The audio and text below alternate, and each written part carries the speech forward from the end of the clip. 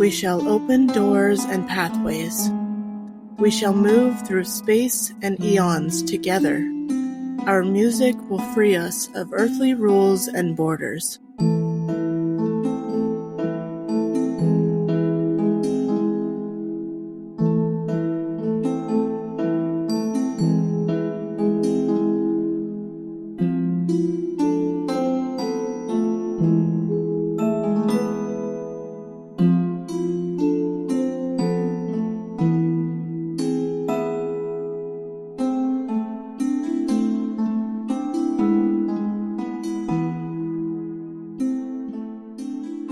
Hi, and welcome to Twin Flames Between Worlds podcast. My name is Tabitha. And I'm Liesl. And hi, and welcome to our 12th episode of A Court of Silver Flames by Sarah J. Maas. Woo! Welcome back. 12th episode. We're making our way through it. We're almost done with the book, but we're still getting there. We will be deep diving into chapters 51 to the end of 55 today. A little shorter thing of chapters, but also a lot happens in it, so we're going to have some fun. As per usual, a lot happens. And again, like I said, I make these outlines, so I know there's a lot of shit. So anyway, again, we're going to have our explicit warning again. There's not too much sex in this, but it's right out of the gates. So there's always sexual innuendo in these books, especially with this one. Yes. So please be wary of little listening ears, and if you don't care, good for you. It's Cassian and Nesta. It's gonna get interesting. And it's gonna get sexual. It's gonna get spicy. I feel like they all do it, though. I just feel like theirs is more out in the open. It's out in the open, it's crass. It's out on things. It's out on things. It's against things. Oh my god. But yes, so just before we get into our previously on section, so our sponsor for this week is Torrain. It's Torrain.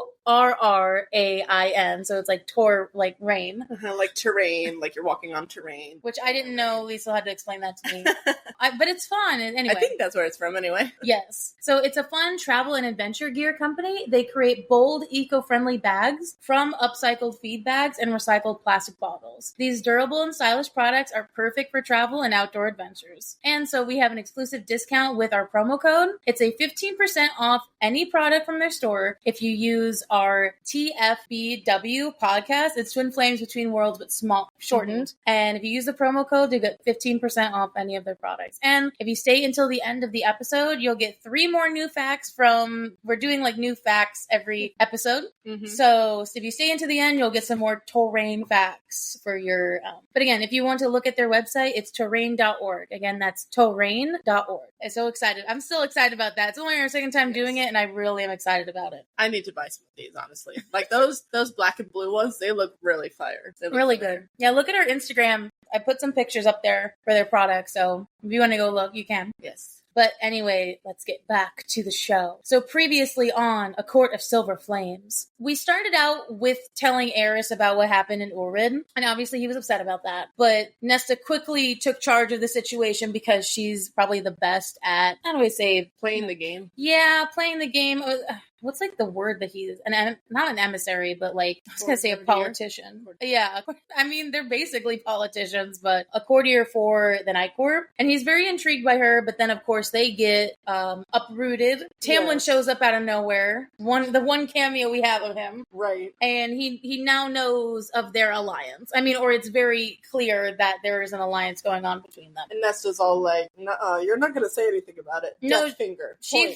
She fucking threatened him, and then he backed off really quickly, and then they left. Put your finger down, witch. But there's still repercussions even in the end of this section about that, so. Yeah. And then very much the whole last section was them the Valkyries starting to have swordplay, which was really fun. Yeah, that, but only one of swordplay. Only one of them is getting swordplay, though. Like, the other ones aren't getting any. So that's really important. But then the big repercussion from the previous episode, the previous deep dive, about them not telling Nesta about how she made the swords, comes about in a really bad way. So she goes off. She goes down all the 10,000 steps. She makes it to the bottom, which, like, props to her, but, like, this is not the time for that. She makes it to the bottom, but out of anger, and storms into Amren's apartment, which, to our delight, is so funny, because she walks in on Varian and her doing it, but then he just runs out naked.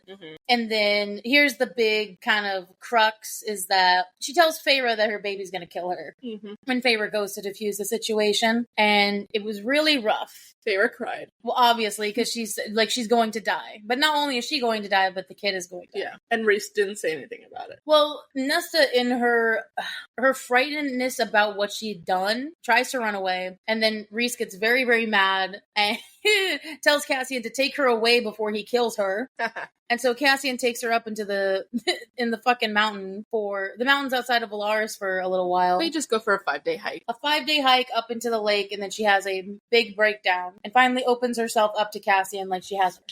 She finally says what the root of all her stress. And so he gets it. And then it ended with he handed her an Illyrian sword, and because they were just having practice swords before. So now it's real.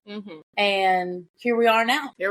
Sorry. It's like that part, we knew we had to get through that part, and it was hard, and I love talking about it, but I also love the aftermath of it, because it just goes up, I feel. So it's like everyone needs to have a low moment in the story, and they did it pretty much right in the middle. And of course, because Nesta had so many, her low moment had to be like the most terrible one ever. So I feel that. But anyway, let's jump into chapter 51, shall we? Yes, we shall. So, very excitedly, that Liesl always makes fun of me for, we have a new part name. This is the last part name. Well, I lied. This is the third part name of the book, and it's called Valkyrie. Which, again, when I read this the first time, I was like, okay, that means this is where they're going to actually become warriors. And, like, they're going to finally, I don't want to, like, again, in this section, they're never done with training. Right. Cassian even says that at some point. I know that, but it's like you reach warrior status, and I'm interested to see what that means.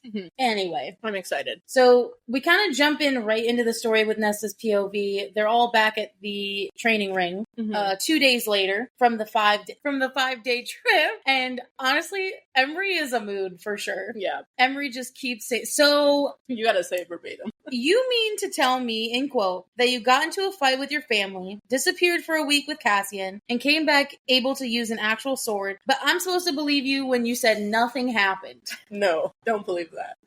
I mean, to be fair, for the first 5 days, nothing did happen. Right. They were literally just beside themselves. But the other 2 days of the week. I just love what she says of it going, that's exactly what I'm telling you. Emery's like, please tell me you had a week's worth of sex, though. Hell, no. But like 2 days made up for the whole rest of it, I think. We can't even really say like it was 5 days of sexual tension and then that, because they weren't even. No, they were mad. That was just normal tension. Well, I find it funny that Emery, out of all people, is the one being like, so, really? And then Cassian hears that, tenses, and is, so they were fucking like animals everywhere. Her bending over rocks, doing it in the lake. Okay, does anyone remember Kung Fu Panda? Remember that like fucking lake that was like the lake of or the tear pool? I imagine. No, it's a sacred lake, right? Like, you're not supposed to fuck in that water. No, you're not supposed to wash your pits in it either. You're not supposed to have sex in the pool of sacred tears. That's what I feel like when they said they had sex in the pool. Okay. So, I'm just telling you what I thought. Okay. I mean, good for them. Maybe they'll get some blessing out of that. I mean, I've always wanted pool sex. I told you we were going to start right out of the gate. I don't know why. Like, it's the idea of the, like, hot tub pool sex that is really intriguing. Okay, I wouldn't want pool sex, like, with Lori. Like, I would want, like, a natural pool. Does that matter? Like, to me, it does. I mean, it'd be worse in the salt water. I don't think so. But also, like, just a natural fresh water, which there's a lake, like, maybe. Not that there's that many fresh waters out there around here. That's true. But I'm just saying, maybe I'm the only one, but I think the idea of, I don't know, lake sex or even hot tub sex is interesting. Obviously, and not in someone else's pool. It'd have to be my pool. Hot tub sex, I can understand. Yes. Hot tub sex. Yes. So that's what I was thinking, like, when I was going through it. Okay. But I also love the detail of just, he bent me over the rocks. All right. I like how she just says, there may have been some. It's like, proceeds to think about all this and give us readers a wonderful delight. I will say, it is important to note, I love the detail of her saying that she wanted to fuse their souls together. That's mate talk for sure. And I don't really think she realizes it. Because I feel like at this point, even though it's not confirmed, I think all of us are like, mates, come on.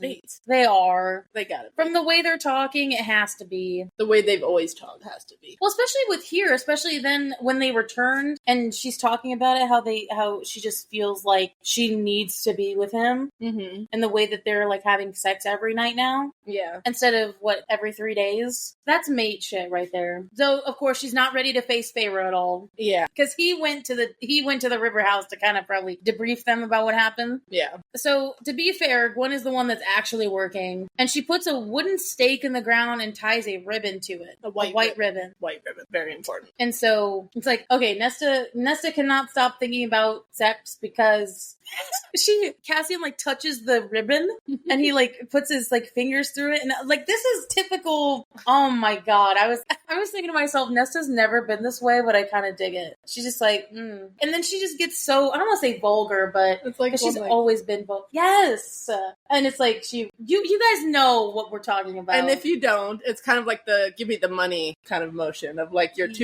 pointer and your middle finger and your thumb, then like give me the money. It was just the fact that she described it. Oh yeah, so when he fucked me with his fingers and then he pulled them out and then like was like held her gaze, touching it. I'm like, okay, that's one of those details that I'm like, okay, we just know. You don't have to tell us that, babe. Mm-hmm.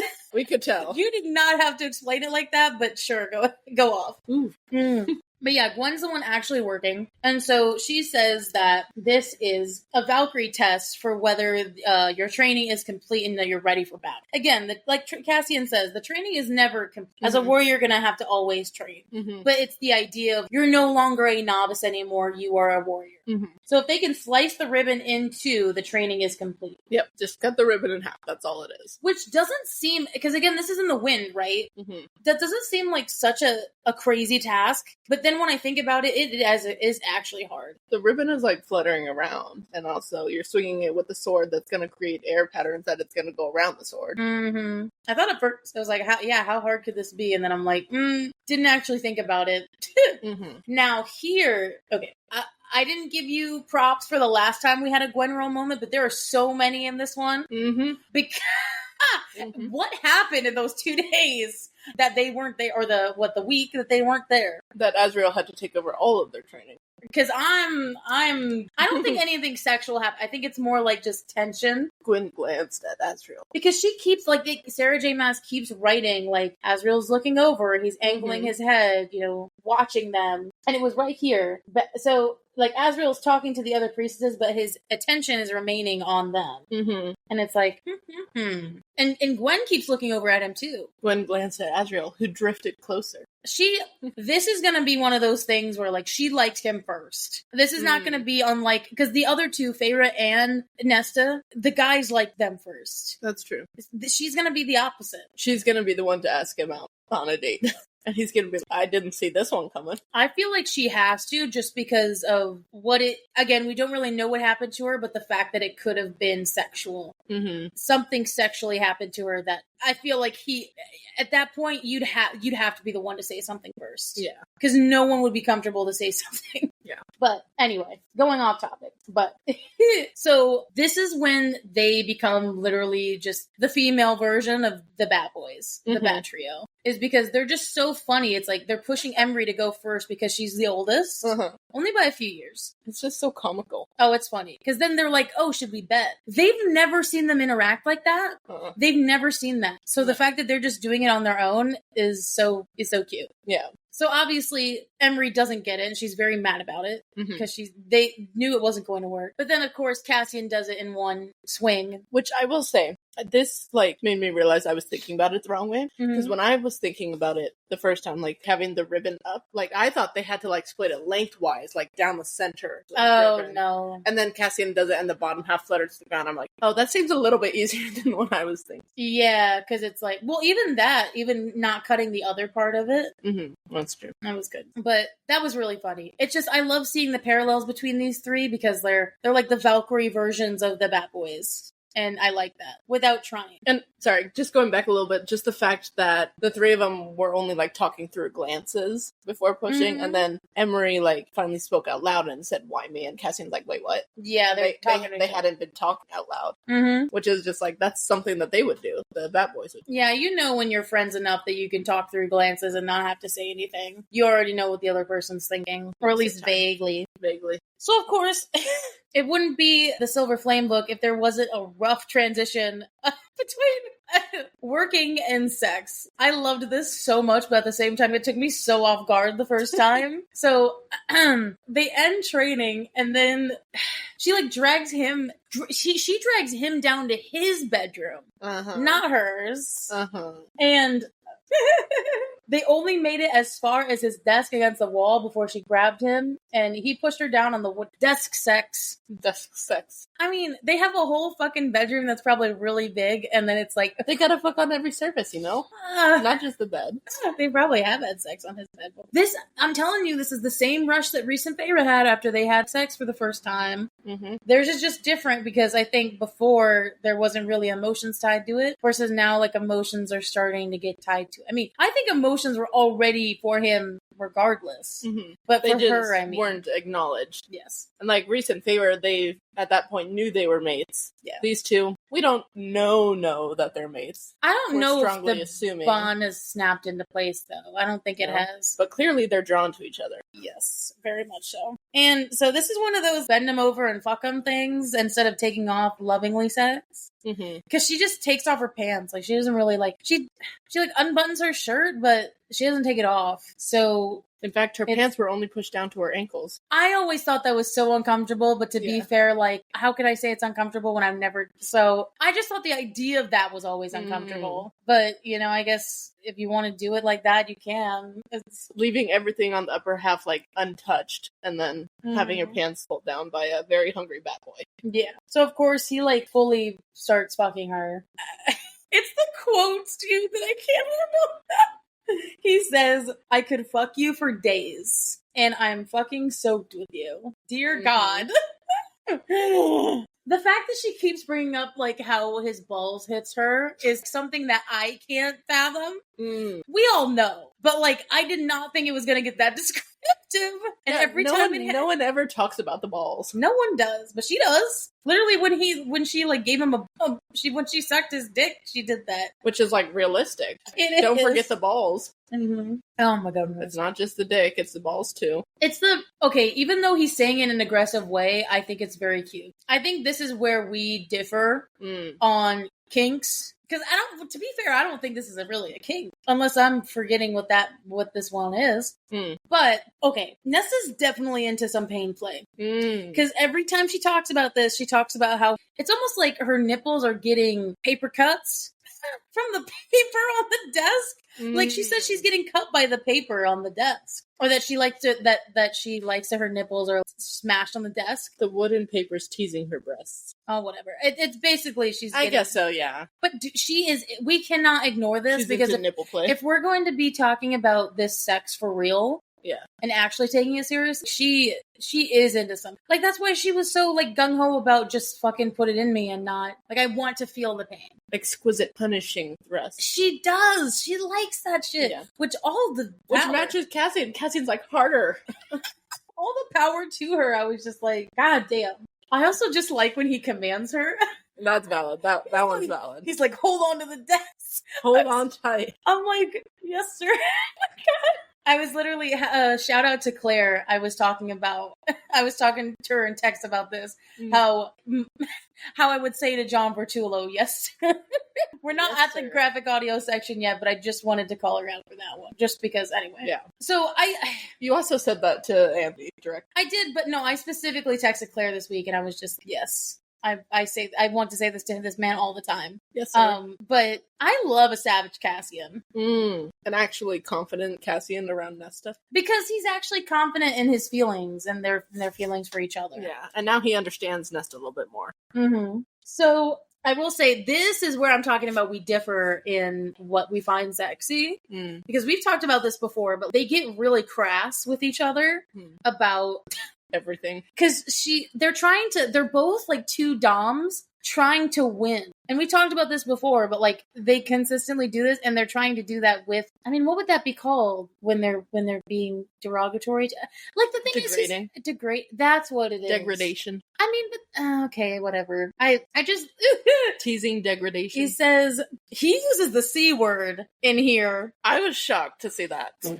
Okay, when I'm like reading sex stuff, or I guess listening to stuff now that I'm listening to graphic audio, I don't have much expression. And like we've talked about this before, and she can attest to that. I don't have much expression. Mm-hmm. I read this and I read the C word and I'm like, what the fuck? I mean, this is crass and like, yeah, it's not like my particular cup of kink tea, but like it's, the crassness is okay. But for me, the C word coming up in there, I'm like, I get it. Like people use that word not as like an offensive word. They use it as talking about the vagina. Yes. And so I get that, but at the same time, I associate it with the insult. So then I saw that and I'm like, I had to reread it a couple times because I'm like, I know this is not used in the offensive way. And clearly they're both consenting to this. Yeah. It still is a little weird to me. Well, to be fair, in America, like the C word is like the worst thing you could say to a woman. It's probably the worst offensive word you could say. And personally, like, I don't like it. Yeah. Okay, here's my thing, though. Unless it's Cassian. Here's my butt to that. I feel like I've watched too much Game of Thrones because they're British people and they say it a lot. And I feel like I don't think I got desensitized to it. I still think it's a bad word. And I would never use it to call somebody that. Mm. But I feel like, because she started it, right? She said, oh, your cock feels so good, rah, rah, rah. She's trying to one-up him. And then he's like, oh, you know, I'm glad you like the feel of my cock because your little C is the only thing I think about. I think I let it go. Maybe because it's Cassie and I let it slide. Because I was like, this is hot as fuck. But that's just, I feel like, it's obviously, yes, it's about like differing opinions on it. But I feel like, especially when he calls it pretty little, like that, I think weirds it out even more. Which is valid. I'm not saying that you're weird. I feel like if anyone on the couch, I'm weird for liking this versus but like it's also, you like not Cassian, and then it's also like just preferences and dirty talk, and also it honestly would depend on like the moment too, and like how close you are with the person too. This is very dirty. They started this out aggressive. They literally didn't even make it to the bed, like that kind of heart pounding sex. I don't know. In this instance, I don't think it threw me off. Maybe it's just because then as characters, I feel like if this was re-saying this, I'd be like, no, like, definitely not. That doesn't fit with Reese's character. I would feel really fucking weird. But Cassian, who grew up in that Illyrian camp, it's the I don't even know. I don't know how to describe it. It's like oh my god, it's like the boy from the wrong side of the tracks level of dirty and sexy. Oh, he's a tramp. Or he's like the guy that your parents never wanted you to be with. Mama, I'm in love with a criminal. He's like the idea, like, motorcycle dude. I mean, I think Az is the book motorcycle guy. Yeah. Can I be Azrael's book talk girly? All being said, we can move past, but I just wanted to bring up the dirty talk and how there is a difference in opinion. There's a really fine line with a lot of people about that. Because some people don't like it and some people do. Mm-hmm. And I think we're both we're both on one side. I think if I'm consensual with this person, this isn't the first sex. Yeah. If this was the first time having sex and he said something like that, it's like, no. It'd be a turn off for sure. Yeah. But if we'd had sex for a long time. If you're in an established relationship. Yes. And then it was like one point where we're like, let's try talking dirty. And then like you know that he's not saying it to hurt you. Yeah, we talked about that the other night when I was writing or when I was remembering this scene. Mm-hmm. And I was like, yeah, I don't think it's but anyway. And it's exposure too. Like with the quick little tangent of with, you know, my writing stuff, the more that I try and use this kind of language, the more, like you said, kind of desensitized to it or like kind of get used to it. And it's like, okay, if I can set it into my own context, like then I can understand it. But I will say, I don't think I'll ever use the C word in it. Which is fair. Like that's your own thing. Yeah. If you like that stuff and you say it like in a non-hurtful way, props to you. That's for you. This is the dream though. 2 doms, like that's gonna be me in my relationship. Dude, I'm gonna be with a dom, bro. Or 2 type A's at least. Although, what? I just think, like, in the bedroom, it won't be as dumb. Oh, no, me for sure, no. Like, I would not be as dumb as Nesta, for sure. But outside the bedroom, or maybe even before the sex inside the bedroom, like, you're 100% flirting, maybe even brat a little bit, just to get him fired up. Yeah, because the thing is, I'm quick to run. Yes. Because I'll go to a certain extent, I'll just like, man, I'm flirty, I'm hot shit. And then something happens that really, like, freaks me out in a good way. And then I'm like, oh no. He pins you to a wall and you're like, okay. Never mind. It's like the thing is I talk shit and I'd want to be, I'd want it to be two Taibes and I'd want to be Nesta in the situation. Mm-hmm. But I know if Cassian got me into a bedroom, it would quickly shift. There'd be no saving me. So anyway, I just love how by the end you wouldn't want to be saved. No, hell no. You have no idea what you started. It's just starting? Yes. They haven't even made it to the bed yet. She's still wearing a shirt. I'm cracking up. I love the fact that, like, she came one time and then he, like, literally the end text is he flicks it. Mm-hmm. And then she came again. I was like, physiologically, is that real? I mean, if she's, like, still, like, on that high, probably. Yeah, I guess more, like, about me, I was, damn, that's good. Personally, I don't think it was, like, another climax again. It was probably just, like, a very strong aftershock. An aftershock. That is fucking hilarious that we're talking about it like that, like it's an earthquake. An afterwave. Another pulse of pleasure. I guess so. I guess, I thought about it, too, physically. I was like, oh, is that? Okay. And I thought of it from a writer's.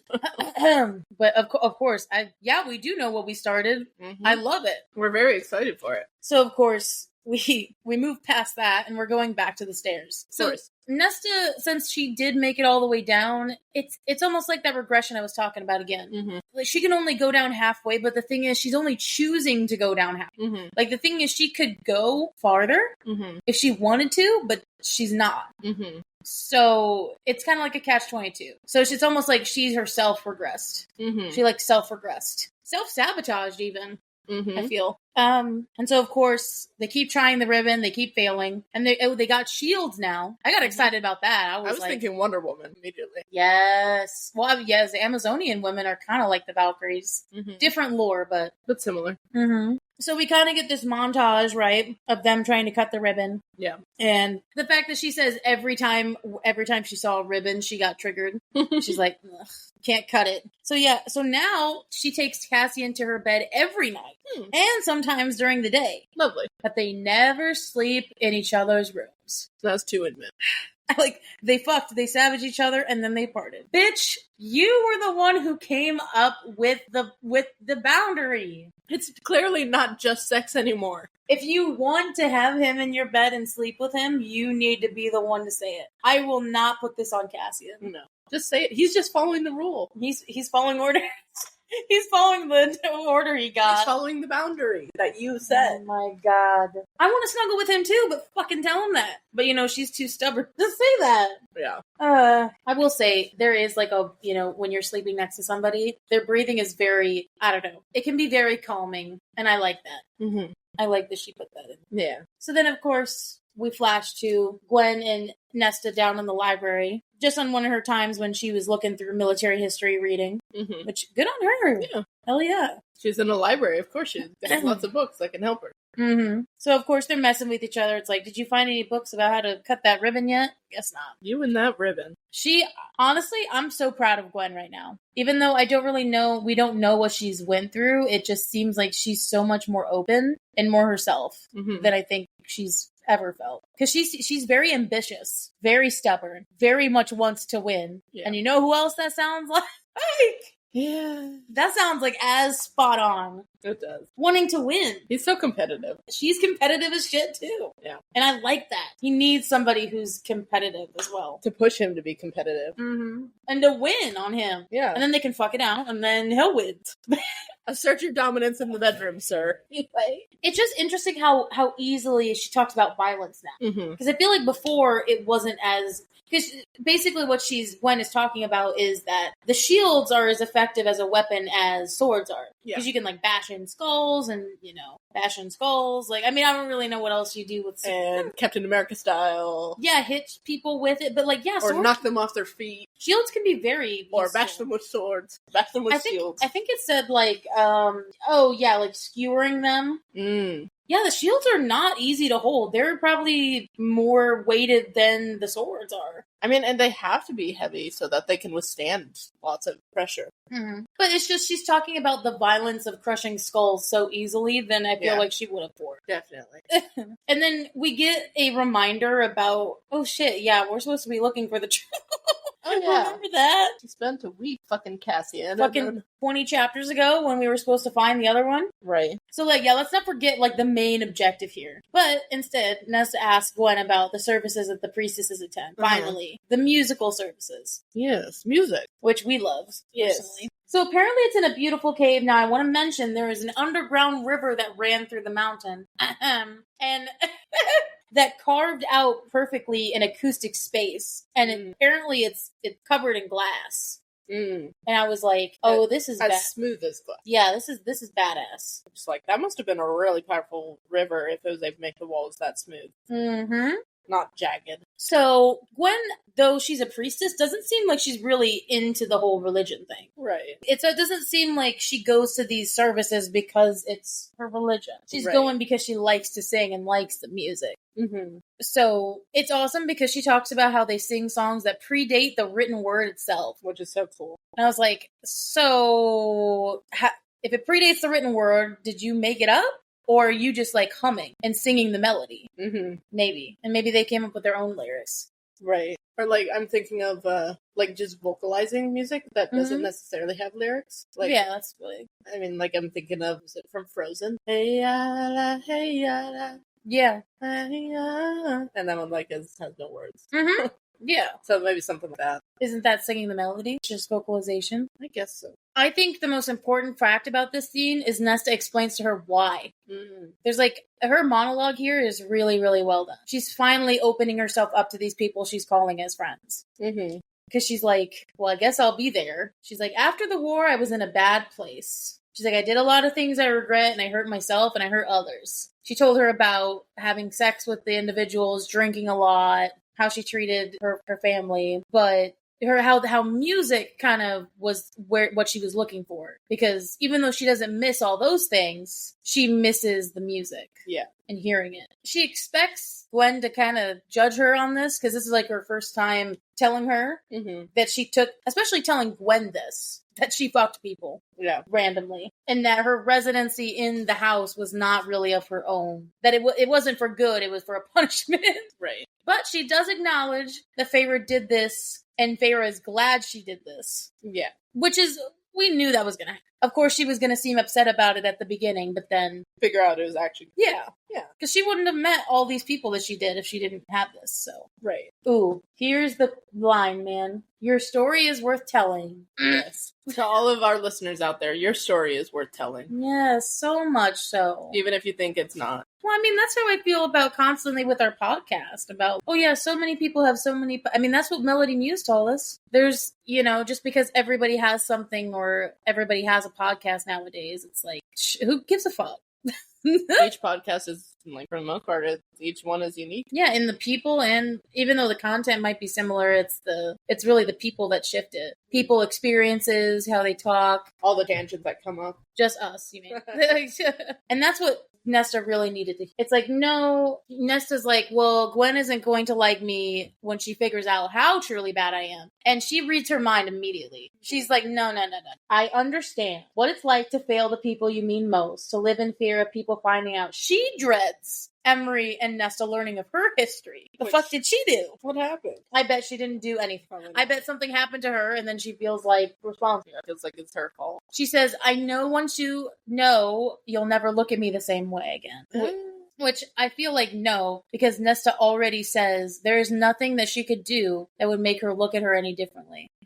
I think that's what's going to bring these women together. They're all going to have a moment where they open up and say, this is who I am, and like, if you shun me now, that's it. Right. But then they're all going to have something that they felt very similar like the Bat Boys did. A very similar constant theme through their life. Yeah. It's just interesting that she says that she's afraid of them learning her history, because I'm like, what the hell would that be? Right. Her doing something bad? I doubt it. She's such a sunshiny person, I don't think she would. But maybe that's a mask. I don't know, man. Just doesn't seem in her character to do something like that. For her to actively do something. But anyway, so then chapter 52, Nesta goes to the service, and it's like a red cavern. Mm-hmm. I don't know why they specify it being red, but I guess. Because it's in the redstone of the mountain. It's just, I don't know what, I feel like there's a meaning to that, and I don't know what it is. Mm. And of course, she sits in the back pews. I don't know if any of you felt like that, but I've definitely felt like sitting in the back. Especially if I'm going to a service the first time. I would rather sit in the back. That makes sense. I mean, have you really ever sat in on a service of any sort? Mm-hmm. When I was young, it only happened a couple times, actually, but family friend of ours taught at like Sunday school. Mm-hmm. And so I remember going to Sunday school like twice with them. Okay. And then, I mean, they're not like actual services, I guess, but Mhm. funerals that happen in churches and stuff. Oh, yeah. Because I wouldn't technically say that's a service, but yeah. But the thing is, the other priestesses notice she's there, but they don't say anything, which is good. They're like, all is welcome. All are welcome. Because I will say I've definitely been in services before where I've gotten looked at. Quick side note, the one time I went to like my one grandma and my aunt's church, they called me a whore when I walked in there. I remember you mentioning that. I remember. It's funny looking back on it, but like as probably a 10-year-old child, probably shouldn't have heard that. Because I didn't have any church clothes when I was visiting my aunt, and so grandma just showed up at the house and was like, guess what? I'm taking Tabitha to Sunday church. And then all I had was my booty short and a tank top on. Show God what you're made of. But the thing is, I didn't have any other clothes because it was summer and I was staying over for their pool. God doesn't care about clothing. So I didn't have anything. But I definitely been to her people acknowledging that she was there but not saying anything made me feel very comfortable. Do Quaker services count? Like the Earlham ones? I mean, technically those are, but like, I guess I wouldn't say that it's this. I mean, yeah, I guess so. Yeah. I went to a number of those. Yeah. Well, we sang at a lot of them too. It did have really good acoustics in there. It did. I loved in the meeting house. Mm-hmm. Loved it there. Yeah. So Nesta notices that there's a podium, but there's no idols or effigies on the walls, like representations of religion. Mm-hmm. I will say, okay, I don't really know if this really is in the Baptist churches. I mean, usually there's a cross. Because, I mean, I'm Christian, but I feel like the ones who have more effigies on the walls are the Catholics. The idols and shit that she's talking about, they're the ones who have, I mean, even like Jewish synagogues, I feel like, have more representation on the walls. But it's interesting that this is supposed to be like a religious service, and they don't have anything. That's why she's acknowledging it. The religion is with the people. I don't know, it feels more... Worship the people. Yeah, it feels more like a Quaker thing. Yeah. With no stuff on the walls. So, dude, Meryl is like in charge of this service, bro. That surprised me. She comes out and she's like, Nesta even forgets about who she was for a second because she looks so pretty. It mentioned her eyes again, Twilight colored eyes. Girl, something is up with her. Who is this woman? Dude, imagine if this is like Reese's sister and just he never knew she was down here. That seems weird. I'm just saying, who else would have those colored eyes? Unless it was somebody in the Night Court of genealogy. Well, we don't know what Bloodline. Reese's parents' eye color. I don't know, girl. I'm just saying the only person that we know that has those kind of eyes is him. Yeah, but he has violet. I know, but like, And she it's has close to it. She has two colored Twilight eyes. Hey, I'm just saying. Tamlin got her out of the spring court and then put her in the... Put her back in the Night Court of like, well, I don't want you. You can go back to the Night Court. Dude, maybe she glamored her appearance. I don't know. Surprise, Meryl the bitch is Reese's sister.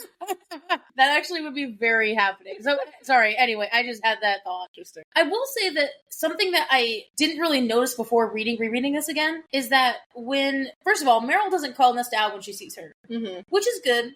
I think Meryl's a bitch, but I don't think she's a bad person. Yeah. She doesn't make a scene. She's not a Karen. Otherwise, I don't think Clotho would put her in charge. I think there's definitely a lot of things that's happening that Clotho doesn't know about. Yeah. But the one thing that I noticed during this reread, and I didn't notice it before, was the number 7. Oh, yeah. About how this number 7 seems to have like a religious undertone. Because then I started thinking about all the things that had a number 7. It's this. There's 7 priestesses who sing in their choir. Yeah. There's 7 levels in the library. Because, see, the 7th level of the library is the one at the bottom. Right. And that's what they keep talking about. Nobody goes down there. Mm-hmm. Or how she said she even said about the books, like the songs that it came from was the 7th level of the library. There's 7 courts. The bell rings 7 times. I wonder what this number 7 means. Yeah. Or what it represents, because I don't know, but it seems very religious, like a religious undertone to it. It's like maybe whatever deity it is related to 7. Maybe there's 7 gods, dude. I don't know, because that's usually what it is. Usually 7 is like, or when they have a number like that, it usually means that there's a number of gods. Yeah. So maybe there's 7 gods. Maybe it's like representing all of them. Huh. But they lost them, so they don't know. And the number 7 just kept going through the ages. Interesting. I mean, no, that's wild. I know. That's why I didn't think about it. So I will say, we love the number 7. I love 7. Because of our BTS husbands.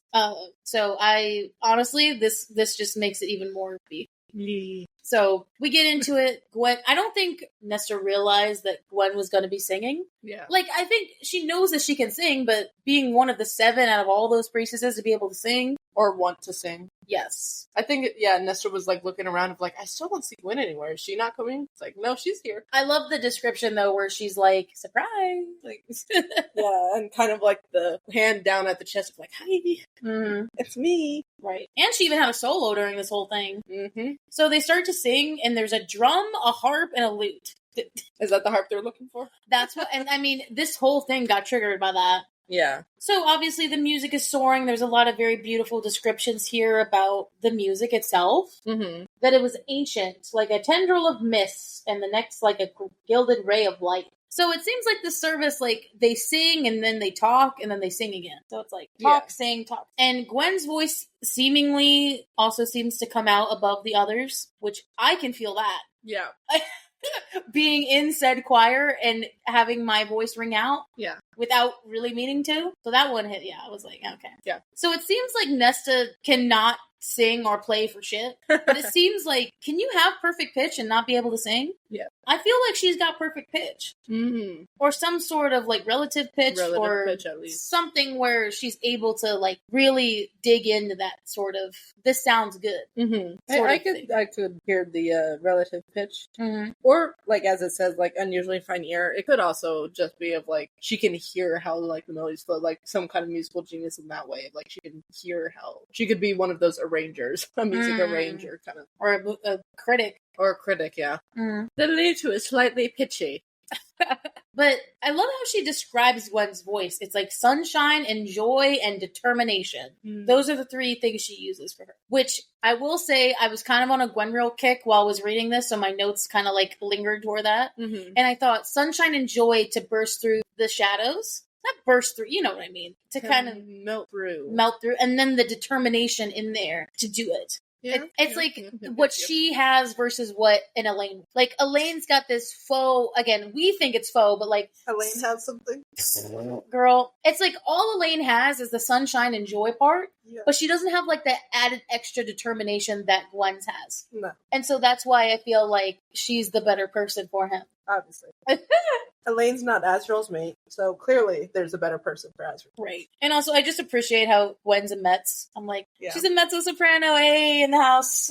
Woo. Because that's technically what I am. Yeah. In my range. Liesl is just a soprano. Technically, voice teacher told me that I'm mezzo-soprano. You're a Metz? But like the higher range of a Metz. Oh, okay. That comes from having to do tenor in high school.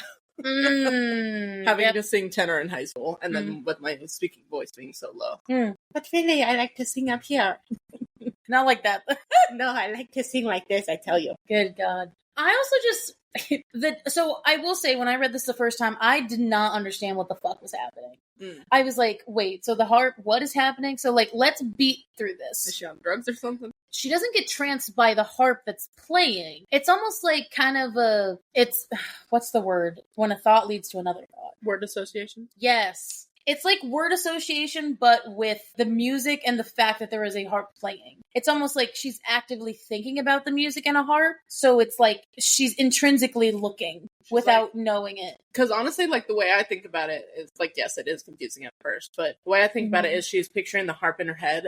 I feel like she's a very visual thinker. Mm-hmm. So she would see the harp playing as she's listening to it, and so then in her mind, she's seeing a harp, but then it turns out not to be the harp that's actually playing. Mm-hmm. So, obviously, like I told you, she had the solos. She describes this flying, like she's flying through the clouds of this song. Mm-hmm. And she's flowing, and then she's following this light, this summoning. It's almost like also the music that is happening is like a dream, like a spell of some sort. Obviously, it's not, but it's the idea that this song is so much like a trance. A random tangent here. Have you ever seen the movie Lucy? The one with Scarlett Johansson? Scarlett Johansson. I know of it, but I've never seen it. Basically, there's one scene in it. Spoilers, I guess. There's basically one scene in it when, you know, she's using her full 100% brain power. Mm-hmm. And she's sitting in this chair, and the whole world is, like, just zooming and blurring around her. Mm. And then she goes back in time at first. She goes back in time and rewinds and rewinds and rewinds. And so it's like, I am imagining that blurring motion of, like,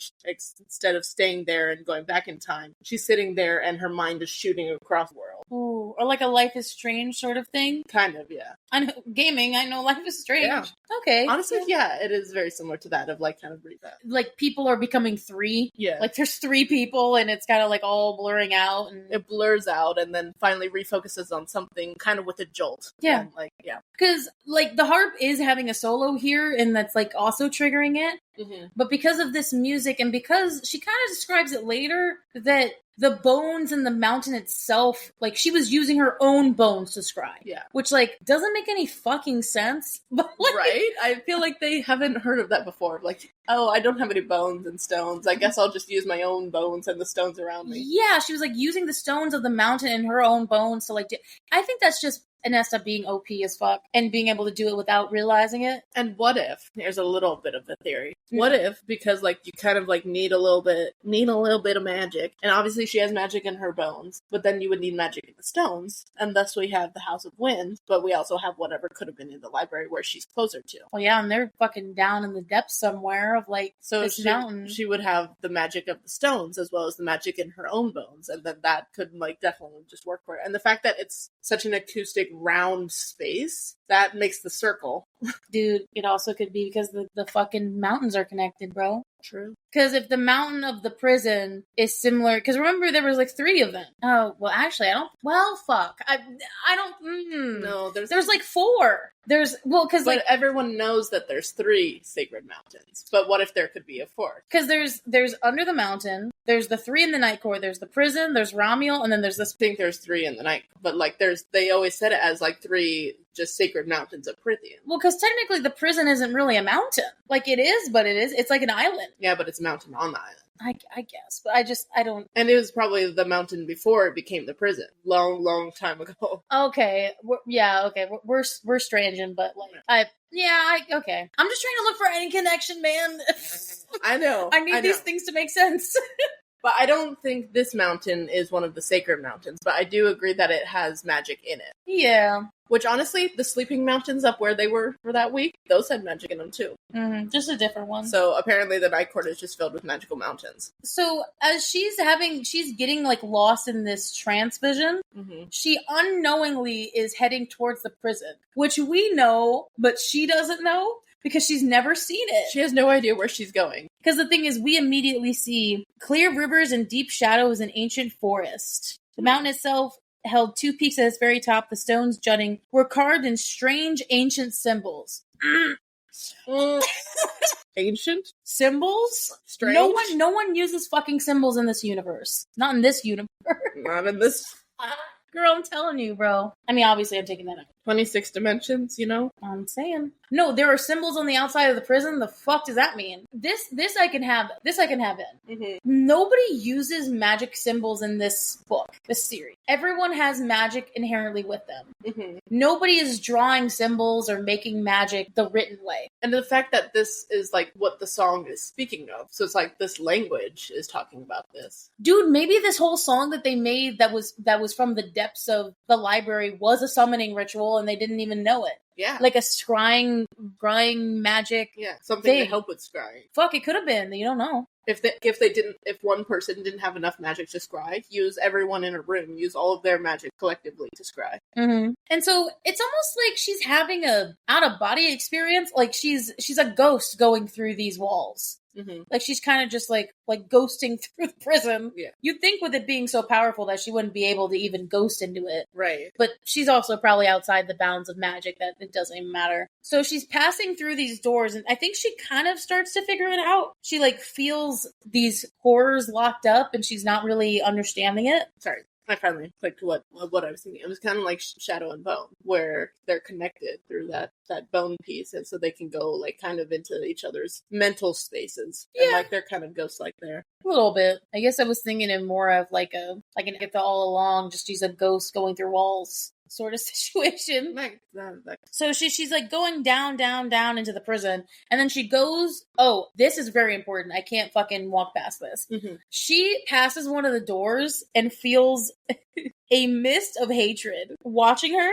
Mm-hmm. That one more horrible than all the rest. And the thing is, she doesn't realize who it is now, but obviously we get it in the chapters upcoming. Yeah. It's Lanthus looking at her. Creepy. And very creepy. Oh my god. The fact that he can see that when she's not corporeal. That's OP as hell. Which makes sense why Amren was saying, like, the wind hears everything, and, you know, because there's creatures like this that can see you in ghost form. Because, yeah, if she is the wind at this point, making her way through that, like... What if people, like, can travel through the wind like that, and so, like, you don't know when you're actually being watched? Girl, there's so much magic, I feel like, in this world that we don't know yet that is untapped. So that's why there's a lot in this section. Mm-hmm. But so she runs into a wall. So it's just a wall. Yeah. But then she puts her hand up to it and then she pushes through it. Kind of like, I mean, there's so many instances of that in movies. Like, it's a fake wall, but, you know, you can actually go through it. Though, why was the thing I was thinking of, like, the Minecraft painting wall? Where, like, you could That is what it is. That is definitely what it is. You just put a Minecraft painting either over a door, like, you gotta make sure it's a square one, not just a single 2-block one, because otherwise that don't work. Unless you put a door there. But yes, and then you're just walking along the wall, and it's so weird. Yeah. That's like the whole thing I was thinking of.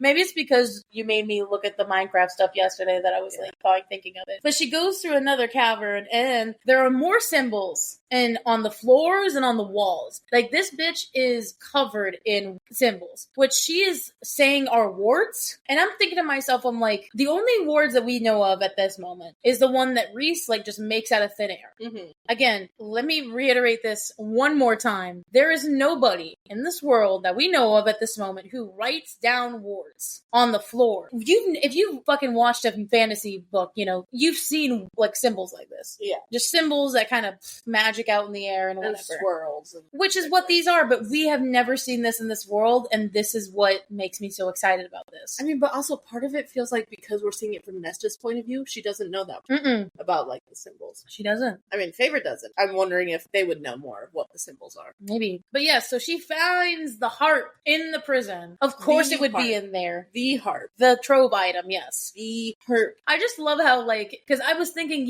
where are these Trove items going to be? Urid was a random occurrence. We didn't even know about that place. Yeah. I was like, where else would the other one be? They need to be somewhere safe. And that somebody cannot get to it. But let's put it in the prison with all of these dangerous creatures. I did not expect that. Honestly, that was badass. Yeah. I was like, what a perfect place to put it. And behind a fake wall, too. So, of course, no one's going to see it. I wonder if she's the only one who could go through it, though. Because I don't think, I mean, even though we made a joke about the Minecraft wall, I don't think anybody can just go up to it and put their hand up to it and go through it. Right. Because even later, like, it has to be. She pulls him through. She is still holding his hand while they're going through. Like, almost like if she didn't pull him through, like, he wouldn't be able to go. It's like the whole, what is it, from Percy Jackson, the whole Camp Half-Blood thing, where his mom couldn't go through, even if he did hold her hand. It would just be it'd be the opposite. Yeah. Like, she'd able to come through if she held his hand. Yeah. But anyway, that's what I'm visualizing. We're making a lot of references this week. Well, because that's what I'm thinking in my mind visually and trying to explain it in a way that somebody would understand. Because it's a lot going on. Yeah. So, of course, this is where she says she went into a dreamlike state and she didn't need the bones to do this. Yeah. She used her bones and the stones of the fucking cavern. It's as if someone had laid the harp there and merely walked away and forgotten it. Yeah, probably on purpose. And of course, because all these Trove cauldron shit items are going to talk to you. The harp is talking to her, wanting Nesta to play it. Let me sing again. Important note, important. Mm-hmm. We shall open doors and pathways moving through space and eons together. First of all, that's even maybe hinting at time travel. Yeah. Eon, so you're saying that we could move maybe in the past or in the future, and then our music will free us of earthly rules and borders. So the rift. A very OP item, I would say. I mean, each of these Dread Trove items are OP in their own way, but dude, to be able to maybe teleport and time travel, that's... I mean, I don't even know if she'd put time travel in these books, but the fact that she said across eons, that is a time. Yeah. That is a time frame, not like a place in space. Right. God damn. Space is a place, eon is a time. Yes. You gotta, that's specific as hell. Yeah. What might my song unlock in here? Probably not anything good, considering you're in the prison. Yeah, so it just is starting to sing to her, and then she gets taken out of the trance. And like Liesl said earlier, immediately kind of gets hit back. Mm-hmm. It's almost like she got propelled back into her body from the bungee, the bungee cord. She's shooting back out of it, slamming back. Yeah, because she like grabs onto the fucking pew, and Gwen's like, "Hey, you okay?" So of course we are in Reese's study in Cassian's POV now. Mm-hmm. Nesta is not with him because she got spooked. Yeah, and I don't think she wants to see Reese. Unless she has to. Yeah, not right now anyway. So Cass thought she was making a joke. Yeah. Because again, this is unlike... Because remember when we were trying to look for the first Trove item and it took fucking forever to even get her to scry? Mm-hmm. It's like this... The fact that it happened so casually and coincidentally. Yeah. I mean, obviously, I don't think there's any coincidences in these books, but... You know, she just needed a little bit of music. To calm her down even, maybe. Yeah. To push away all of the anxious thoughts of like, well, what if I don't? Or what if? It's like, get rid of those so that she can just do. But the fact that she's so smart, though, and telling them that, no, it's in the prison. And Reese is like, well, she's never seen the prison. It's like, you don't need to see it to know, like, there are inmates in here. There are cells. Where else would this be? Right. Yeah, so, like, Nesta just ran into the dining room and was like, okay, so... the harp is in the prison. I bet because obviously we don't see the scene, but I could totally see her pulling at me and just being like, okay, so I was down, I was going to a service with Gwen, and, I was loving listening to the music, and, Meryl, well, that bitch. And then I... Meryl, that bitch. And then he's like, babe, what do you want me to know? The harp's in the prison. Or, okay, when I read it, though, the first time, I thought, like, maybe she didn't know it was the prison. She just said, the harp is in this place, and started describing the place, and then Cassie put it together, and I was like, oh, shit, that's the prison. Well, just accept she said she believed was. I just personally feel like that's a play of words of Nesta said the harp is beneath the prison by saying, like, Nesta said the harp is in this place, and I know it as a prison, so I'm gonna say it. I mean, there's no wrong or right answer to that since we don't have the scene. So we kind of get where everyone's at. So Az apparently is with Moron and Eastern Point discussing Balahan, and Reese and Amryn are out to dinner, so I guess it's just them two. And Nesta did not want to go and tell him, so she's like, I'm gonna go back to my room, and you can go tell him.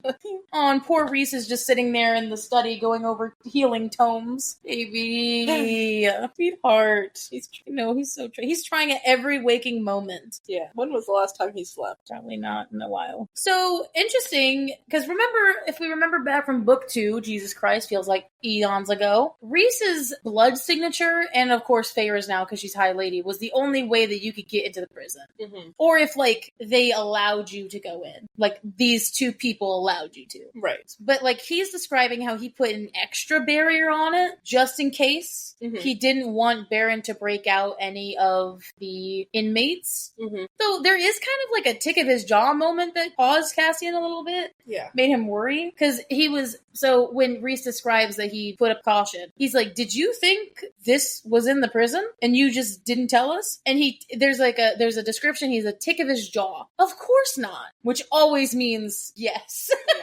Yeah. He's always thinking about literally everything. Of course, it's cross. I don't want to think Reese is evil, and I don't think he is, but like he really needs to work on sharing.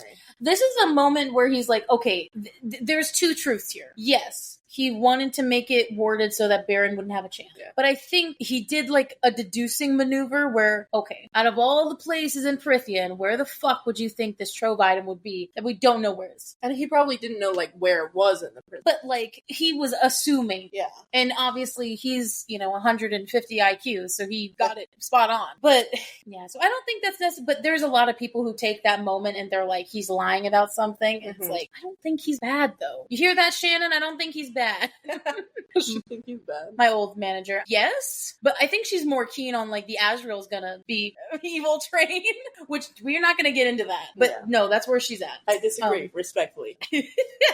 So he's like, oh, I guess, well, you guys gotta go in the prison. And so he gives Cass Nesta's greatsword. He's like, I want to see what she does with it. Mm-hmm. He's like, what happens if she uses it? It's like, what are you testing here, Reese? It's like, I don't think this is the place to test it. And he's like, well, I hope she doesn't have to draw it. And I'm sitting here thinking, do you know like where you're going though? Like, to be fair, when they went to the bone carver all those times, nothing happened. Yeah. But of course, this is Nesta. And that was Reese. Yeah.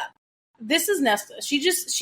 Trouble just follows. That's true. And she's super powerful, so all these monsters like her. Girl, when we get to this part, I'm gonna go off. What the fuck? We're not there yet. I know, but go ahead. I'm giving you permission. So then, of course, we get into Nesta's perspective. I think she's shocked that Reese gave the sword. Yeah. She's like, okay, we literally just came back from him wanting to, like, slit my throat. Giving me a sword of his own free will that I do something wrong. Technically, that's mine, but he's giving it back to me. Right. It's like, she's like, he did this of his own free will? You didn't talk to him about this? Hell no. And in this trance, it looks exactly like it did in her vision. Mm-hmm. It seems like something great used to be here. Like the land is still waiting for it to return. God damn, for anyone who knows, you know. Because there is so much foreshadowing in this. Yes. That there is so much. And so much theory in here, so I'm going to try to take it a little bit at a time. Yes. But not do it, did not like freak out and talk about it for ages.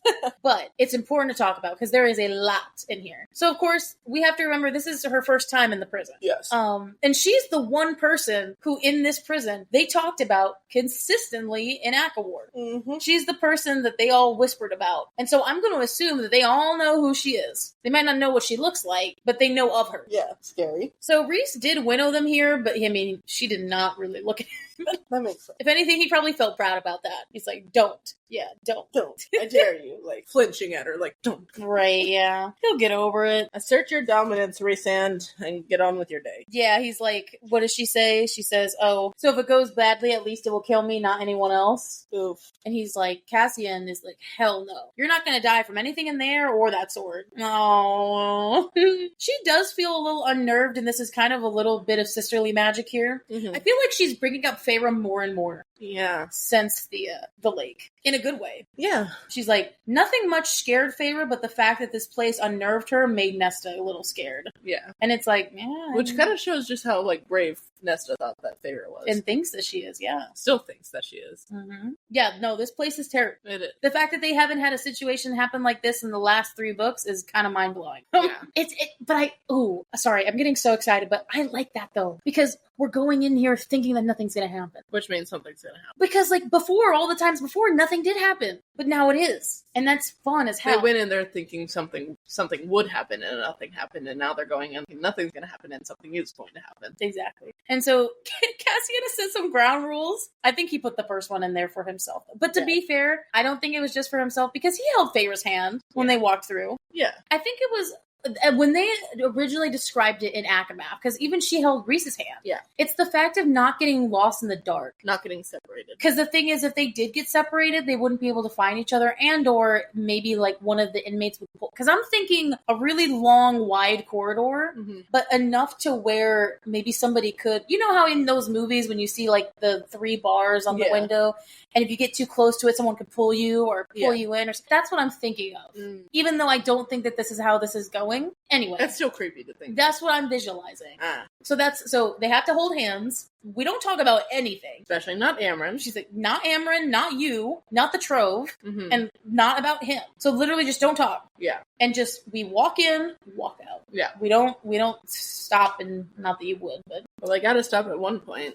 Well, yeah. So obviously down into the darkness. Oh, the when it opens for them, they're like, looks like we're expected. Well, yeah. Well, yeah. Because Reese called ahead of time, yeah. Reese called ahead, made a reservation for you. Who actually works in this fucking place? I know that they've brought people up before. The guards are in the stone unless there's an inmate riot. What the fact? Something's happening and they don't even fucking show up. Where are they during this whole thing? Staying in the stone. I think they were even scared of her, honestly. Probably. But I'm saying, like, who the fuck works here? I want to speak to the manager. Reese. Who's the warden of this prison? I want to know. But the thing is, he also described that this place kind of ruled itself. That they didn't really have people here. I kind of had a theory that when in Akamath, it said something about, like, the guards are, like, they just stay in the stone. Like, they are part of the stone unless something happens and then they come out to calm everything down. Like, my theory is, like, what if they are part of what makes the cells so strong? They are the stone that can't be broken because they are the guards there. So I have a theory about hold that thought. Okay. I have a theory about that later. So as we walk in here, they're going in. His siphons are glaring, so there's some light down there. Good. Red, scary light, but you know. Now, can I say this one thing? Remember how we said that iron doesn't do anything to fairies? Mm-hmm. Why are there iron doors? Because they're not fairies. That's my thought. Dude, then what? See, that's the thing. Were the myths right? Because remember when, dude, I'm getting so hype about this. I'm literally kicking my feet. I'm sorry. Yes. Remember back in the first book, SJM is a genius for this. They talked about how, like, ancient and how all the stuff that predated iron, had shit with fairies. Mm-hmm. Or that they couldn't lie. Yeah. What if all of those things are true, but about the death gods instead? Ah. So, like, remember? Actually, the runes on the door. The spell work on the door in the first cottage. Oh, yeah. There. That was an instance of somebody writing spell work on the walls. That just didn't affect normal fairies. Yeah, it didn't affect normal, but I bet if a death god tried to go through there, it wouldn't work. What poor death god is trying to get into that poor cottage? I mean, dude, no one. That's the only other instance I could even think of where there was something on the walls. Ah. Like spell work on the walls. Yeah, and they all thought that was bullshit. Because it was that 1/16th fairy or something? Papa Archeron was the one who bought them. So, and with our theory that Papa Archeron might have actually known something, considering he was able to somehow bargain with the death god in the lake. Dude, my heart just stopped. I got so excited. I didn't even have that in my notes. I just remembered it. My pulse is racing. Dude, my pulse is rushing. My head is reeling. What is this feeling? Sorry. It's called theories. That's what the feeling is. No, because that is the only other instance I could remember of that. And then also... Rodron seriously probably knows about that. Because all of these ones have iron doors. Yeah. And they have spell work on them, but they're iron. Yeah. If fairies don't have an adversity to iron, then these guys do. These ancient creatures. That's fucking badass. Maybe iron only works on creatures that are that powerful. I don't even know, because because Amarin isn't one of those. That's why she got mistaken. So of course it wouldn't work on her, but... Or maybe because Amarin put herself into a normal fairy body that had less power, she was able to get through it. Yeah, shit, yeah, because then it wouldn't... Because iron only works on the very powerful. The iron did affect her, yeah. Yeah. Because it kept her... Right, but then the moment she became a normal fairy, or normal to us... And that's why they could get out. Yeah. That's why you could get out if you changed into a fae. Yeah. If you locked yourself away and changed into a fae, you weren't as powerful anymore. Girl, we're figuring this shit out. You guys are figuring this out with us live time. we have not discussed this before. That's wild. Yes. We have a new theory unlocked. But no, that's cool, because as they're going down, she's looking at the cell doors. Yeah. And I love this callback, dude. We thought, okay, this is me, personally. When Cassian talked about all his scars, I thought these were just going to be fun stories, and, like, they wouldn't really have all these people, whatever. She hears scratching on the walls, and then she looks over and sees a blue hand coming out, which I told you that's what it looked like. And he points to the scar, and the fact that she even remembers this shit, she remembers what scar was what, is very emotional. Blue Anais, I'm gonna say Anais because they kind of say anise. Blue anise. Blue anise. Blue anise. Blue anise. That's what I always thought, but it's anise, I guess. I like anise better. But that's it. And to think of that as a callback, as somebody who's like, okay, remember when we talked about all these dangerous creatures? Well, it's right there. Yeah. I was like, holy shit, I would be so scared.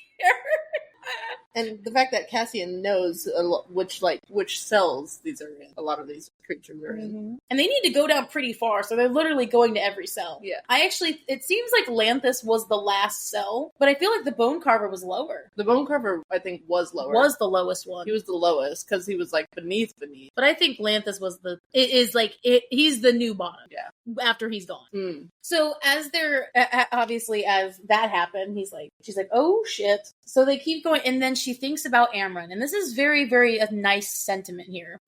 Shit. She's thinking because she's never been down here, remember? Yeah. She's like, fuck, I was very rude to Amryn. Yeah. This woman lived down here for thousands of years. Not lived, sorry. She was imprisoned down here for thousands of years. By fools who feared her true form. And it's that specifically that really got me. Is she understands that people were so afraid of her power that they locked her up here, which is so much what Nesta feels like. Yeah. Of people are so afraid of her that they'd lock her up. Yeah. And that's what she's always been afraid of. And that's what happened, pretty much. And it's just interesting how she talks about her, because she's like, Amryn lived amongst all these monsters for her whole life, or this whole section of her life, and she thinks that Nesta is abhorrent. Yeah. That's bad. That's kind of bad when you think of it like that.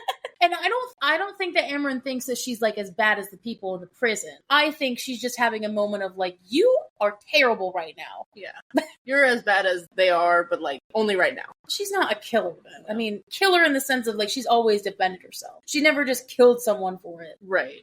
Kind of like how Moore said that like she would do good in the Court of Nightmares. It is. But like she does kind of would do well, but it would be a mask. Like that's not really how she is. Yeah, no. Her mask would do really well down there. So when they go by Lanthus, what the fuck? Well, I was going to say Lanthus's door. Lanthus eyes. His iron door intrigues her, and there's only one single rune on it. But it's big. I don't think there's anything to that. I think the bigger the rune, the more powerful it is. At least to me. So they get up to the wall, right? Mm-hmm. He's like, you're sure? Cassian's scared. Like, they're right next to Lanthus' cell. He's kind of scared. She's like pushing her wrist through, and she's going through like she did in the vision. Mm-hmm. Yeah, of course you didn't know, Cassian, that there was a place down here in the prison like that. No one did. Mm-hmm. So, of course, so that's what I brought up before, is that he was able to get through because she was holding his hand. Mm-hmm. But I don't think he would have been able to get through if she didn't. Probably not. And so, yes, they're standing outside like this archway, and the harp is sitting in the center, and it's gold with silver strings. Interesting. And Nesta can tell it's warded, whether it's by the marks on the walls or whether or not it's just, I think it's the marks on the walls. It has to be. Otherwise, why would there be so many? Right. Yeah, I feel kind of bad because Cassian feels like he's kind of useless here. He even says it. He says, if we have to go through what Amryn and Feyre did, I'm not going to be able to help you. Yeah, can't sense it. Oh. And she's like, no, well, I guess. She does make a like-to-like joke. She's like, well, like calls to like you all like to say. Specifically, as you all enjoy saying. It's like, what? It's like, yes, she kind of broke the fourth wall there. Like, we're like two. They all say that. Thank God someone brought it. Yeah. He's like, he's getting very territorial here because he's nervous. Mm-hmm. So he's like, I don't want you to go in by yourself. And he says, I can't risk you. Aww. She's like, okay, well, that's sweet, but you have to.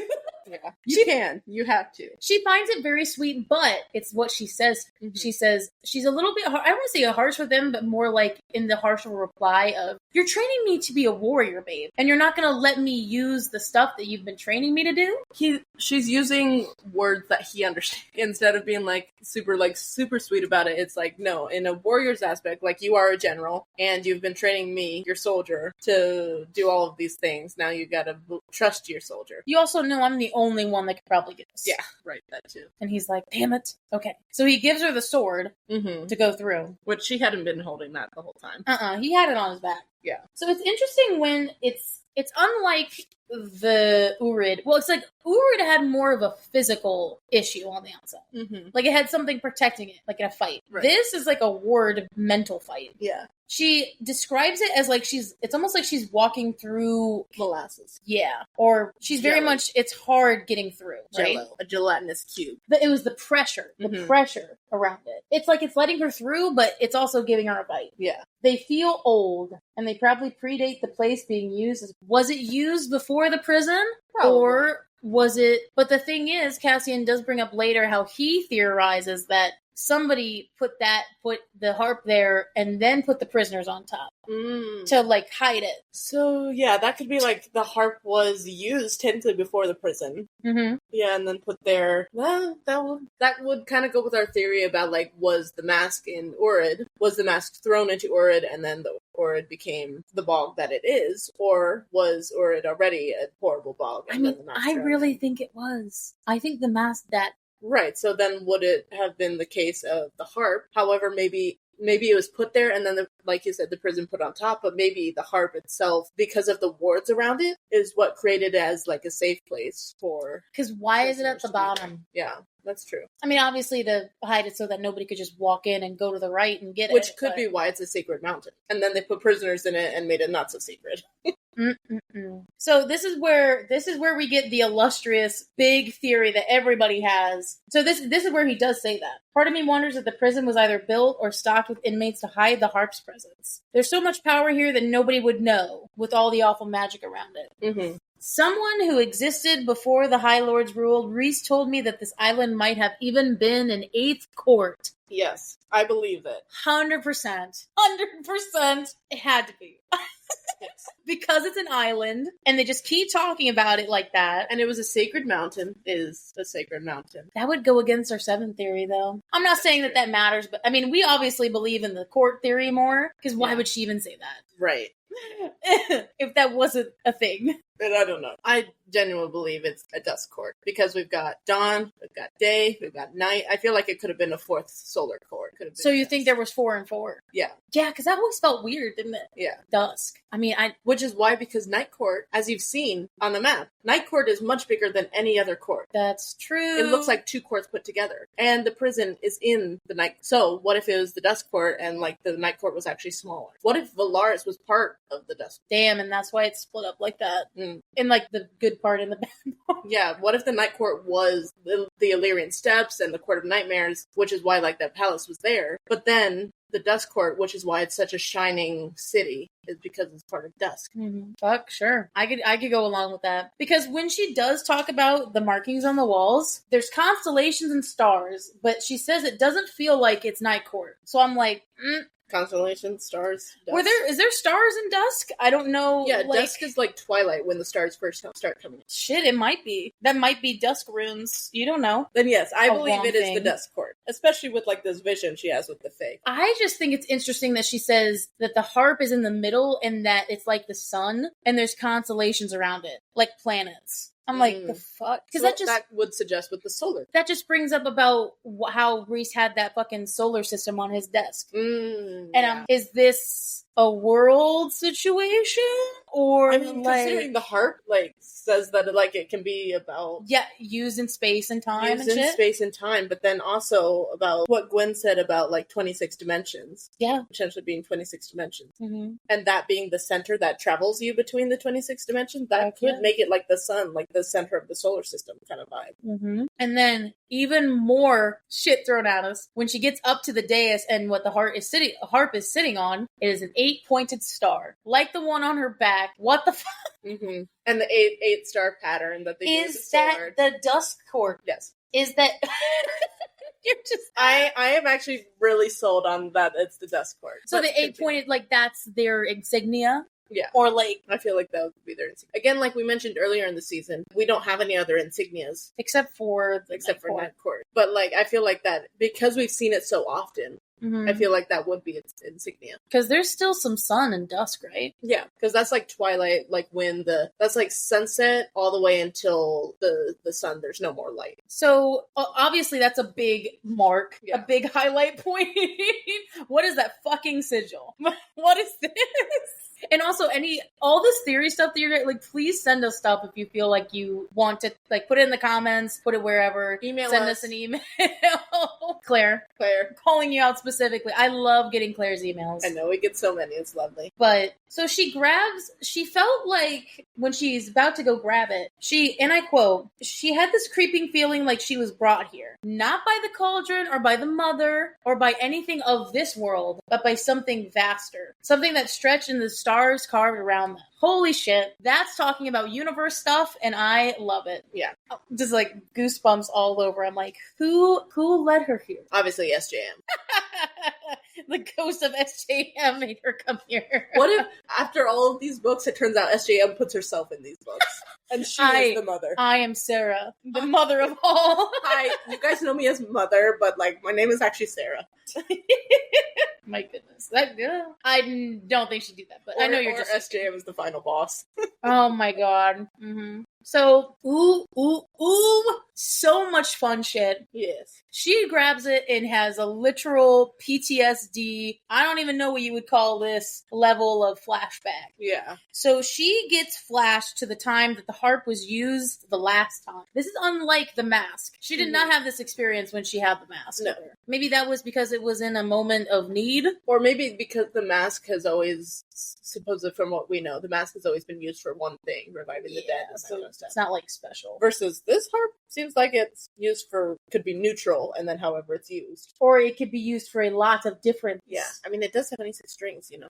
I had to say this verbatim just because, like, it matters. The Fae screamed, pounding on stone that hadn't been there a moment before, pleading for their children's sakes, begging to be let out at last. So she has a sensation of tumbling through the air and stars and time. It's almost like the fucking harp is taking her back in time right now. Mm-hmm. It was a trap, and our people were too blind to see it. It's almost like she's also having a personified flashback. Yeah. In the person that used it. Because she's saying our. Yeah. Like, who is that? The Fae clawed at stone, tearing their nails on rock where there had once been a door. But the way back was now forever sealed, and they begged as they tried to pass their children through the solid wall, if only their children could be spared.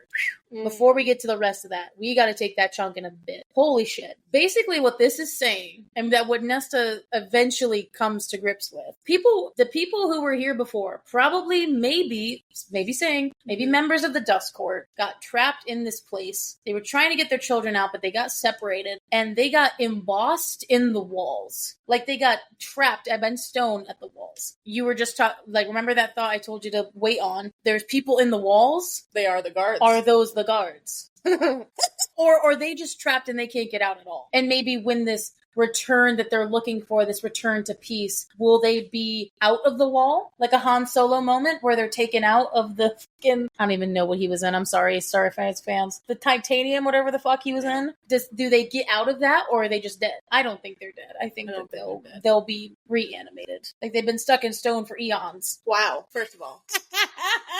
I like that idea a lot, actually. Mm-hmm. But they don't know who they are. They're just guards for the prison, but, like, they don't remember who they are, children or whatever. Like, it's almost like the magic of the place made them you're just gonna be a guard. Or they were trying to pass the children through the walls. The children got stuck in the walls. Children grew up and became the guards. Something I did want to say with this was, at first, when I first read it, I thought that the harp was the one that closed the stone behind it. I mean, it's not said here, but the way that it trails off with if only their children could be spared suggests, and like with the personification that Nesta is feeling of the save our children, our people. Like, Someone's I wonder using if the person, because it is the memory of the last time the harp was used, the person that she's seeing this vision from was the one who used the harp last and used the harp to try and get the children out.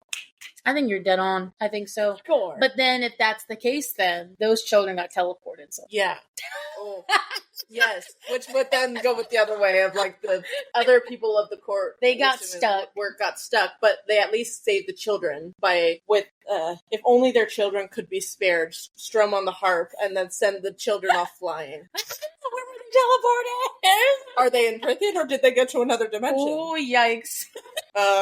Holy shit. Or did they go back in time? Girl, there's fucking questions. This is literally the hype chapter. Or did they go ahead of time? You're hurting me. I've got goosebumps. Dude, I'm telling you. This is what makes, like, I don't know, this whole, like, Massverse shit worth why I will gladly wait for ACOTAR 6. Even though it kills me. So, she sees that vision, and we got all that. But then we get a flash to a throne room of 6 daises. A dais, but with 6 thrones. And Briellen is in the 6th. I mean, obviously, she doesn't know it's her, but she's like, okay, crone, ugly bitch, ears, crown, 6 chairs, 5 empty. Fuck. changed. This is her. We're seeing Briellen for the first time since she's changed. Yeah. At all. And that probably, she's seeing her, since a while. Mm-hmm. This is important. Her black eyes were blazing with hatred. And she's looking right at her. She knows, because she can see her. Mm-hmm. This is literally like the same scene with the cauldron. Of like the cauldron seeing her. Mm-hmm. A golden spiked crown on her head. She has the crown, bro. And this is confirming it. Yes. She has the crown, which sucks. Yeah, and she's ugly as fuck, too. Half-rotted teeth. Ugh. Ooh. The thing is, the first, like, all she says is, you have the harp, and I know who your friends are, bitch. Specifically, the half-breed and the broken Illyrian. She knows about Gwen and Emery, dude. And I'm telling you what, here is my fucking... Who told her about that? Yeah. Who was a spy in the Night Court? Because no one would know about Gwen and Emery unless they were people up at the mountain. There is limited contact with those people. How the fuck did they know? Girl, I'm telling you, there is a rat. Who is the rat? One of the priestesses? Dude, it could be. But also, it would have to be a priestess that worked with them. But I don't think any of those priestesses would do that. But fuck, dude. A rat's a rat anywhere. It couldn't be Meryl, because Meryl had no idea about Emery. Yeah. Unless she saw her specifically, but we've never seen That's that. true. We've never seen Emery go down there. Meryl could be from the Dusk Court, by the way. She could be. She literally has twilight or dusk eyes. She's that old, maybe. Maybe. But, well, because I mean, obviously, it's woven in, but, like, the fact that it always says, like, priestesses were always, like, glancing over at Gwen, Emery, Nesta. But I don't think it was one of them. Like, I mean, I don't want to think it was. I mean, of course it's easy. This is where everyone thinks that Azrael's the influence. I hate it, but it does kind of make sense. Because people are saying that because when he went over there one time, he got enthralled by Crown, and he's just been enthralled by it. But then that would mean that he's enthralled by it, which means he's not doing it on purpose. Well, and I would agree with that. He's not evil. Shannon. He's not evil. He is a good boy. I'm just saying, girl, there's too much a coincidence there. Yeah. And who was the only one who went over there? And if she's had this thing the whole time, that's a bad coincidence. The next book is going to be about trying to get him out of the thrall. It would make sense, but also if all those other soldiers were under her influence, then why isn't he like that? That's bad. Because that's the question, right? Who's the fucking spy? Because what informant? Like who is this? Are they animals? Are they just flying? Like they could be, but I don't really think we've seen very many transformative animals like that, where they turn into people. What if it's not our Shadow Singer, but another Shadow Singer? Girl, you're also just looking for any like reason for it not to be him. But I'm just saying that is a theory that I've heard about. Anyway, I don't like it. But then again, I am also extremely biased because Azrael's my favorite. And it makes sense. So of course, she threatens her. She's like, do not come near them. Yeah. And then she said, such foolish bonds to have. Foolish, you say? And she's like, well, she's basically like the antagonist of love is a weakness when she's going to learn it's more of a strength. And she's like, oh, well, I know where you are now. Because apparently, so this is Nesta's theory. And I guess this makes sense. The fact that she's holding the harp and the fact that Briellen is also holding the crown, they're like tethered. They're linked. Yeah. Now, I wonder why that didn't happen during Urid, though. Right. Because that didn't really seem like it happened during... So I don't know. I don't know if that's a plot hole or if because she was using it and she was only seeing it for battle sort of situation that the mask is just different that way. Or because of Bog. Like, she could get that connection. Yeah, maybe. Yeah, because the Bog just fucking... the connection.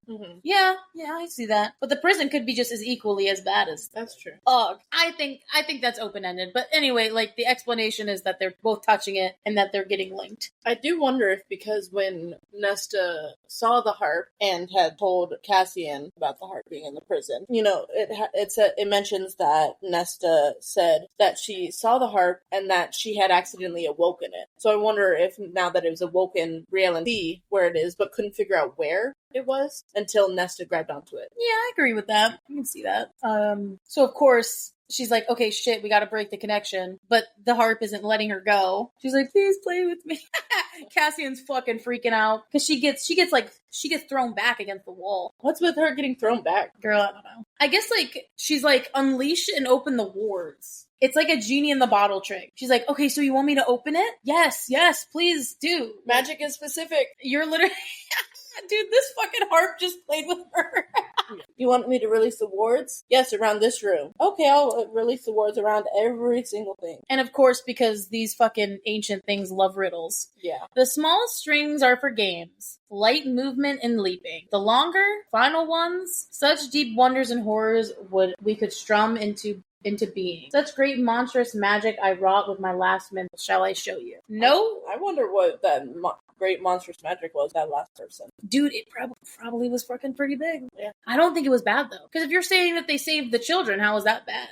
Right. But it could have seemed monstrous, because it's like, well, it separated the children from their parents. Maybe separated the children from each other. Maybe. So obviously, as we're getting in there, you know, she's like, no, like, release me, whatever. She's like, pluck the first string and you'll be undone. And then the wards go away and, you know, she gets unattached from it. Yeah. It's like, okay, we're good. And Cassian's just yelling for her. He's trying to break through, baby, but he can't do anything.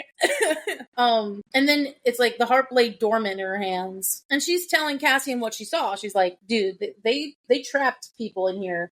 And she specifically says to trap their enemies and their enemies' children in here. That's something else.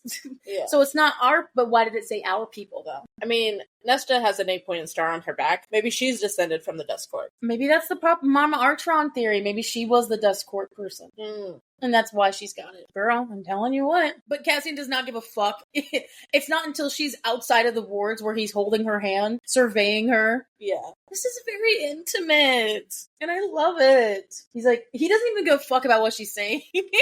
He didn't relax until his hand was around hers again. He didn't even comment. It was intimate as any look he'd given her, even when they were not even just in bed, buried inside her.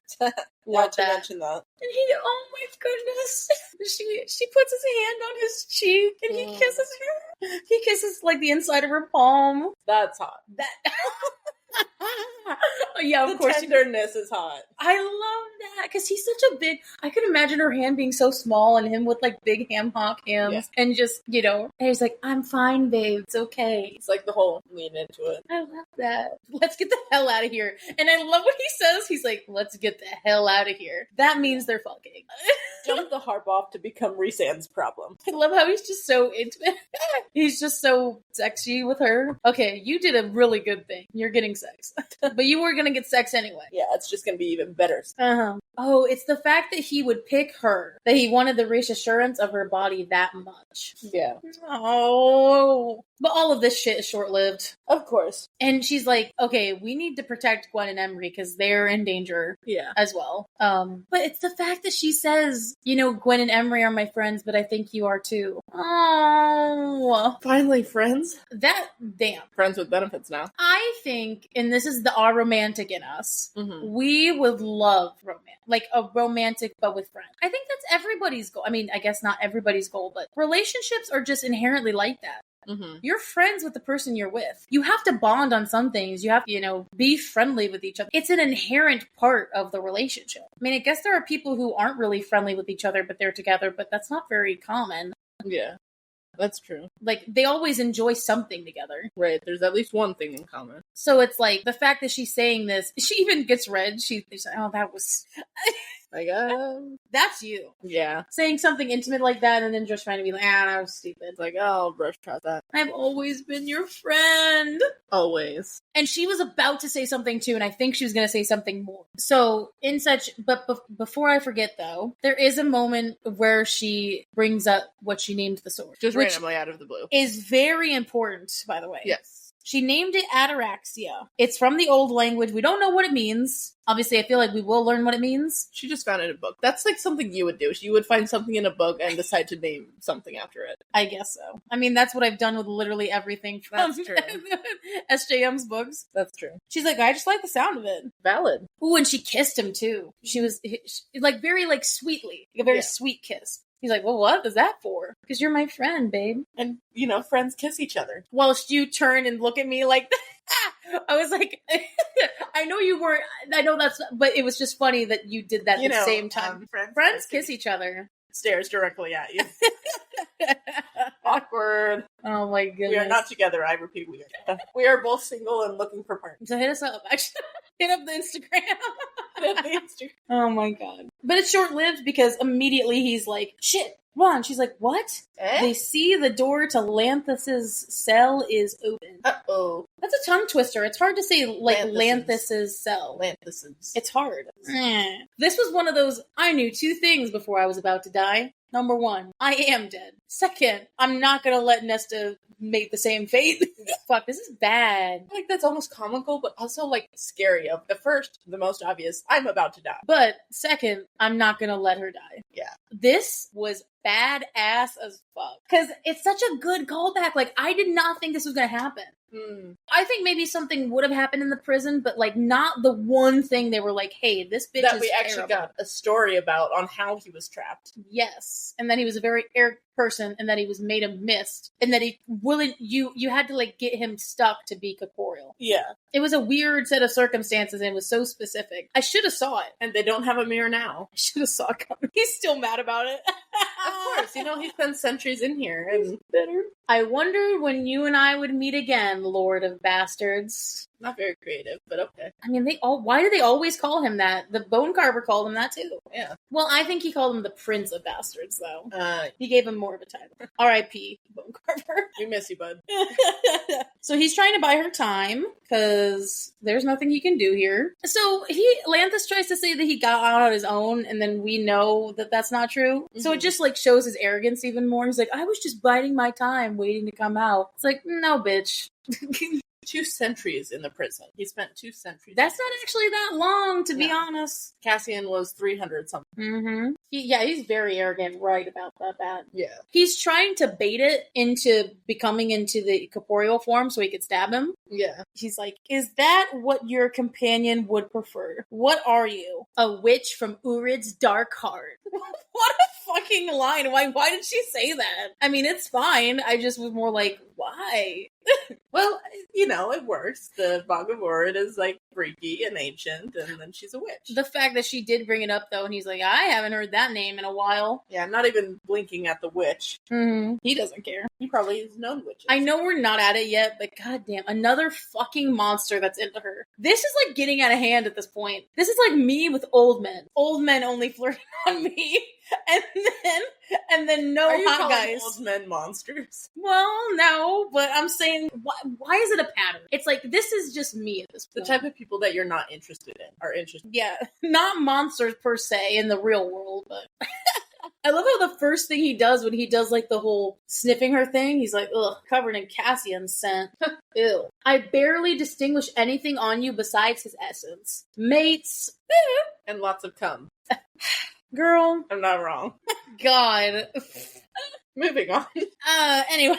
Hey. Oh, he sees the harp automatically. It's like, oh, fuck. Mm-hmm. Long have I wondered who would come to claim it. Its final note like an echo in the so he's saying that he knows the note it played. Mm-hmm. I was surprised to find it down here. He probably knew what happened. He was probably there. Yeah. Well, he was surprised to find it down here. So he knew about it. Yeah. I'm wondering if he was... Well, obviously he was put in 2 centuries ago, so... Mm-hmm. I wonder, like, how much he knew about it before he was put in the prison, though. Of, like, if maybe he had ever searched for it or something like They that. probably did, but it was just... Or the magic, it's like it kind of erased it from everybody. And not just them. He's old enough to know the final note, so Mm-hmm. Lanthus probably knows what, like, vision Nesta saw. Mm-hmm. I wonder if because Lanthus was so close to it, he saw the vision, too. Probably, and he said it was embedded in the stone. Yeah. Everything pays fealty to that heart. The order of time and worlds.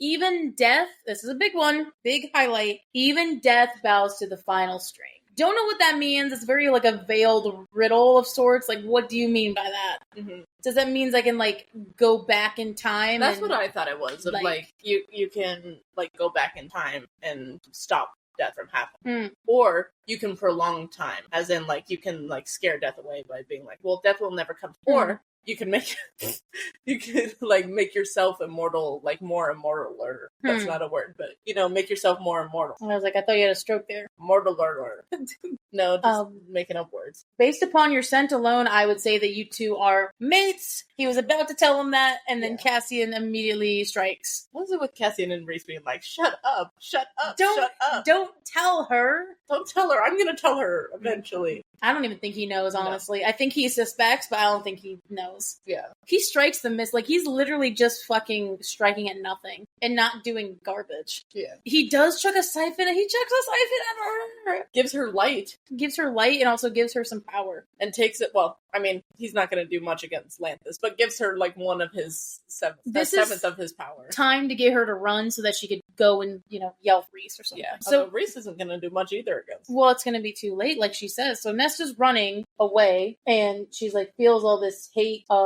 this primalness. She has the harp in her hands. She's like, I gotta go up this mountain. I gotta make it up, and I gotta talk to Reese, and then not talk, but I have to get to Reese. Yeah. And then she stops running and realizes, like, dude, by the time I literally left Cassian to die. Mm-hmm. I mean, he made me go, but like, I left him. No. Run from him. No. Left him. No.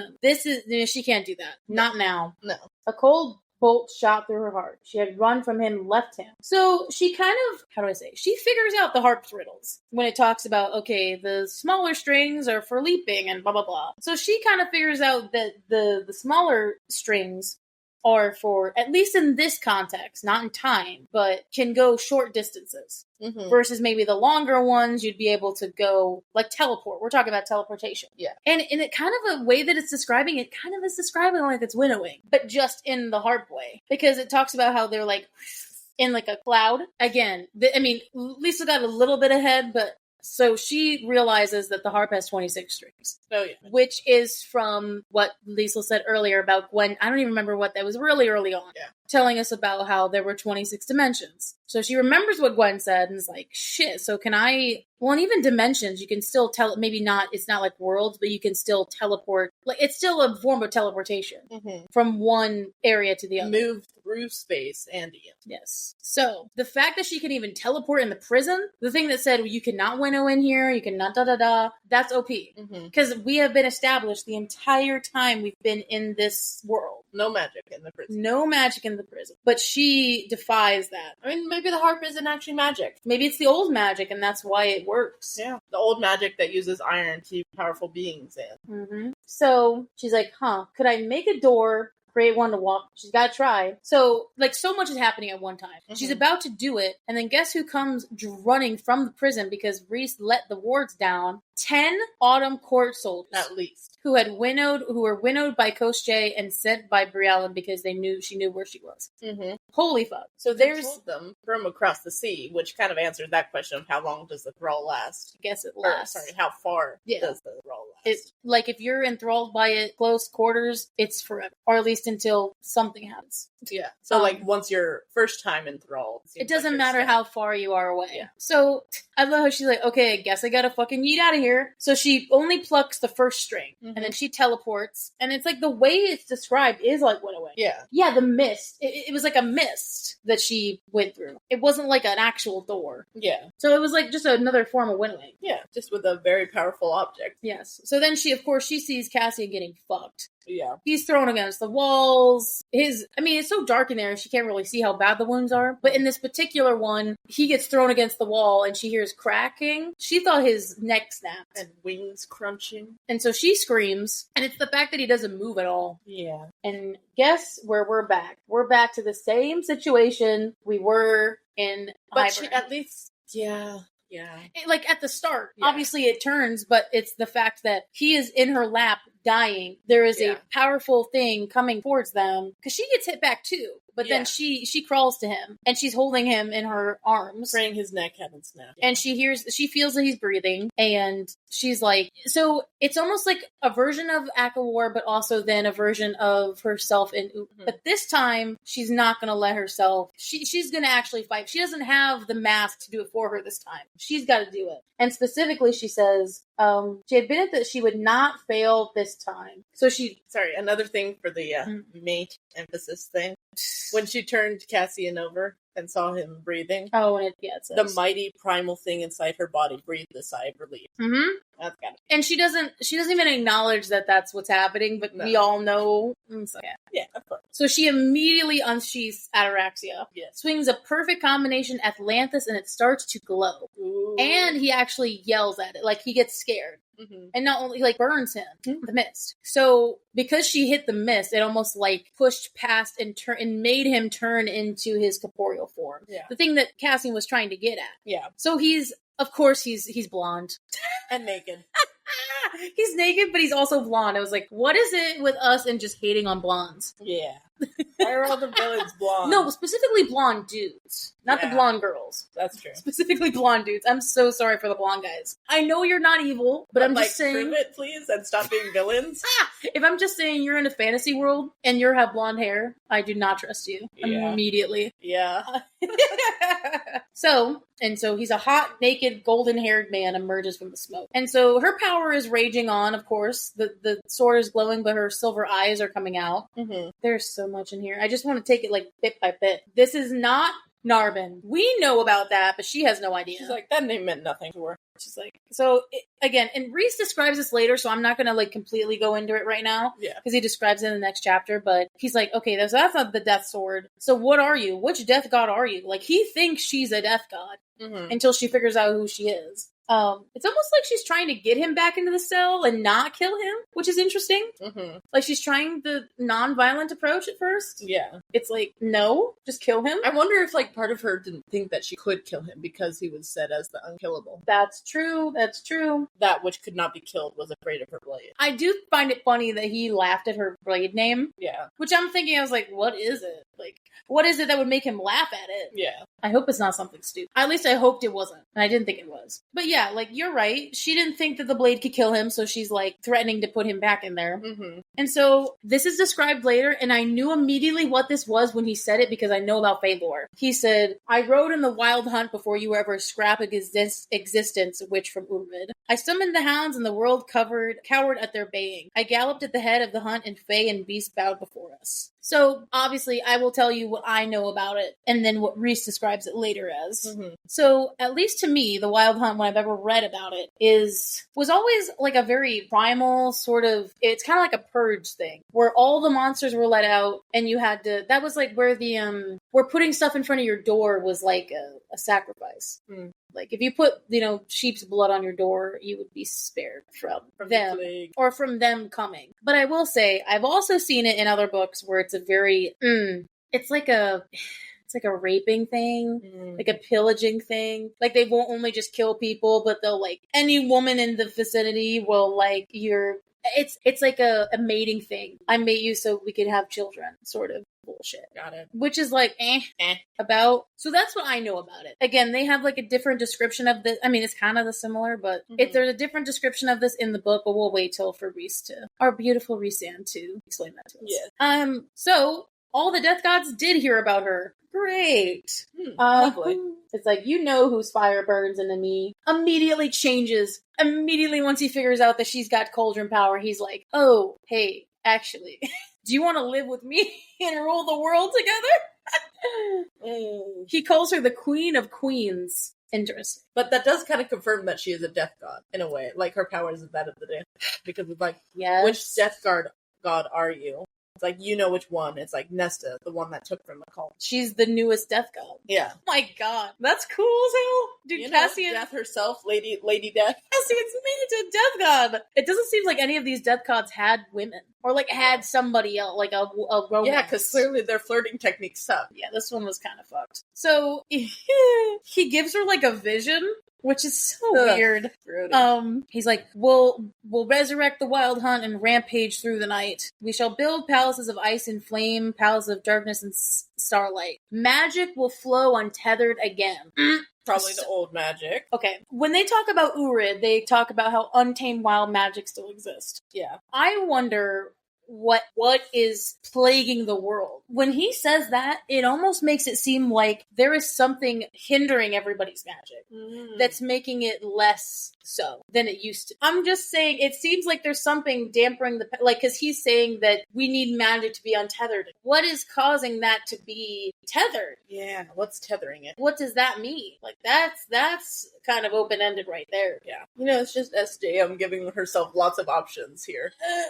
So So the vision is of them on thrones of onyx, him with the crown on his self, bitch. And then Manipulative bastard. so there's 3 deises, because the crown is on him, but there's 3 like pedestals. Mm-hmm. There's the harp, the mask, and a 4th object lying on the altar, misted, Fueled in shadow. but all she could see was age-worn bone on it, subtly confirming that there is a 4th Trove item, they just don't know what it is. Yeah. Dude, this is so cool. Too many questions. My head's There's gonna explode. so much happening right now. And at the foot, it's the hounds from the night court, from the court of nightmares. Those beasts that were in rock, that were in the front of it. That's what they look like. And so Reese kind of says this later, but I'll say it now, is that these are the hounds from the Wild Hunt. Things are coming together, y'all. Things are coming together. Yeah. That makes total sense, actually. And if they're summoned, what if they aren't actually stoned? Like, what if they turn, what if they'll turn, like, if you use the right magic, they'll, like, turn back and, like, come from the walls or something. I love that. That's so cool. That's immediately what I thought of, because when he said summoned them, I was like, so are you talking like they're in stone forever and then they're just there? Or and do you then need to actually summon? I think because they look exactly like it and they're the same size, come on. That's gotta be something where, oh my god. Do you know all this shit that's up here? I didn't even tell you all this when we read this the first time. But of course, it won't be a SJM novel without the awkward fucking session where he's just... The vision shift. He's... The vision shift. I hate you. The vision... But that's real. The vision shifted to him fucking her, and then him... I guess it's like in the dream, he's trying to make it seem like this is the best you've ever had. Such pleasure. She had never known such pleasure with anyone. That literally pulled her right out of it. She was like, no. Only he could fuck her like this. I've actually had way better. Oh my god. Warm and supple and wet for him. Ew. Gross. Soon his seed would take root. Honestly, it was the seed thing, because like he was like saying, "Oh, you'll birth me children." She's like, "Nope, out." Would rule entire universes though. The universe. That's what I'm fucking telling you about recent Favor's child, bro. That's what I'm telling you. But anyway, no, that pulls her out. As soon as you talk to a woman about having babies when she doesn't want to, that's gonna immediately pull you out. That's a female superpower. No, please pull out. Actually, pull out. Don't. Don't stay here. So funny. Okay, we're getting back on track. Pulls her out of reality. He threatens Cassian because she says in her mind, like, of course, like, I've had better. And he's like, oh, well, I'll fix that problem right now. And immediately gets mad. Yeah. Snarls at Cassian, you will forget your ties very soon. Ew, no. And when I do, I will find you in Estratron and you shall be my queen. I don't think so. No thanks. So it's almost like the sword is on fire. Yeah. Oh my god. No, I don't think I will. What a power move. Oh my god. So he doesn't even see that Cassian is coming up behind him. And he not behind him, but he daggers him. Yeah, throws the dagger. In the chest. With impeccable aim. And she cuts him into pieces. Head, torso, literally into 3 pieces. Yeah.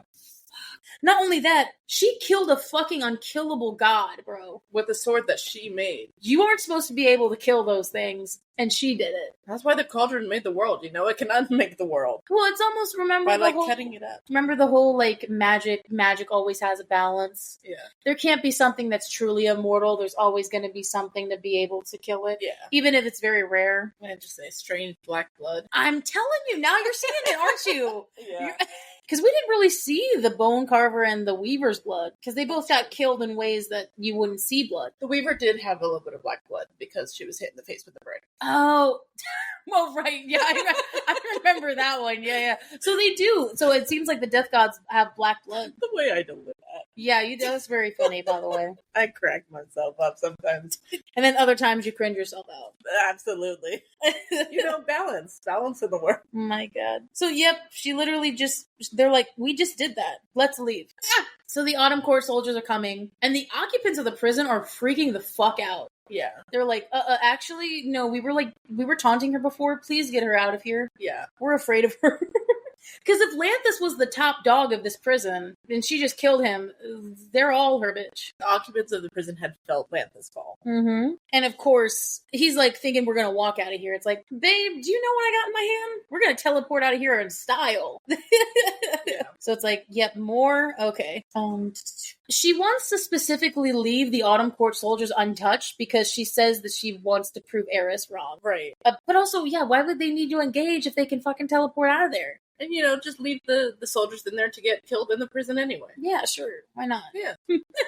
But we didn't do it. We didn't kill him. Technically, Cassian didn't even see them, so he couldn't have done it. I just love how she just knows how to fucking use this thing without really even knowing how to use it. Yeah. She's like, okay, I think 3 strings will do it to get to Feyre's house. Yeah, I think she definitely was just a guess, but I think she was like picturing it. Obviously, she said the front lawn of Feyre's house. Not Reese's house, Feyre's house. I will specifically say that it's good that they did that. Yeah. But didn't she say specifically the river, like by the river? Along the Sidra River in Belarus. Yeah, so she was very specific with that, because that could have been a bunch of different places.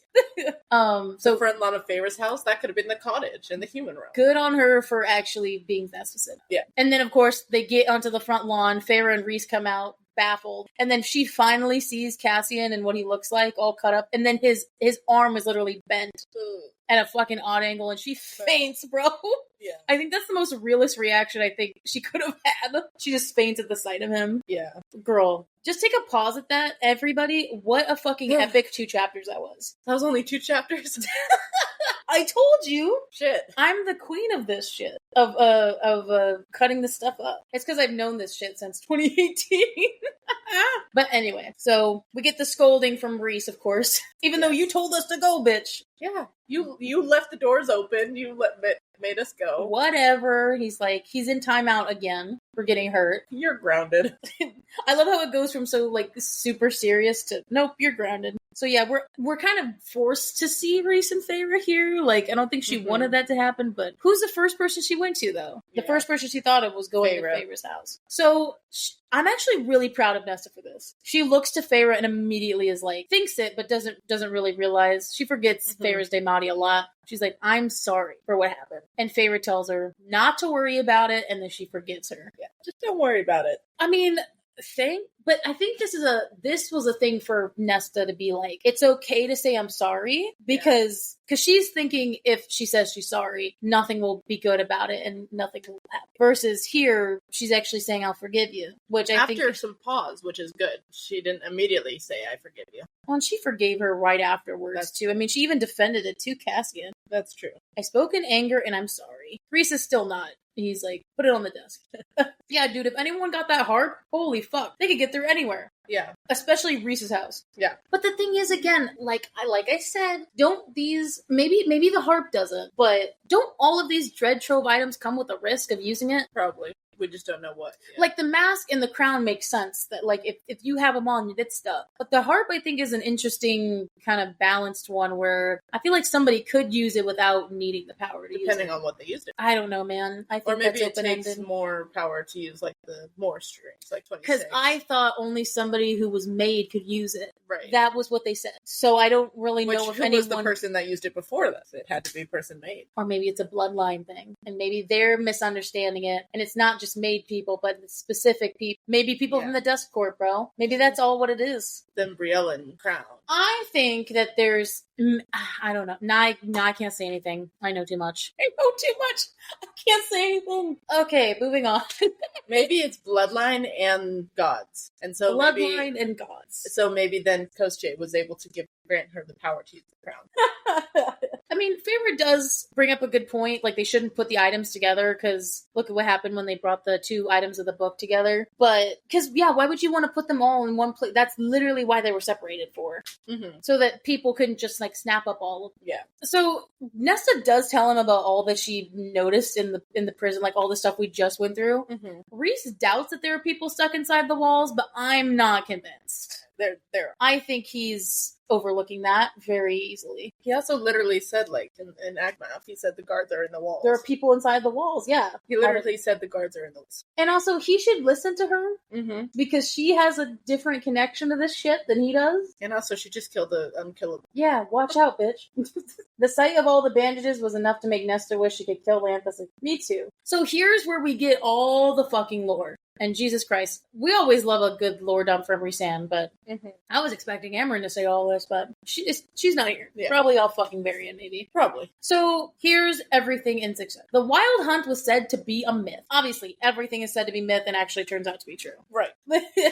That's a common fantasy trope. So before he actually goes into what the Wild Hunt is, he said that Lanthus remembers such a thing. He makes him more than 15,000 years old. Wow. Which is about the same age as Amren. Well, that's older than, at least older than Amren in this world. Yes. So he brings a book from the shelf. It's like a book of fables and shit. And a book of legends, I guess. He revealed an image of a group of tall, strange-looking beings with crowns atop their heads. So we finally get who ruled before the High Lords. They always kept saying beforehand that there was just people, whatever. They didn't go into specifics about who ruled.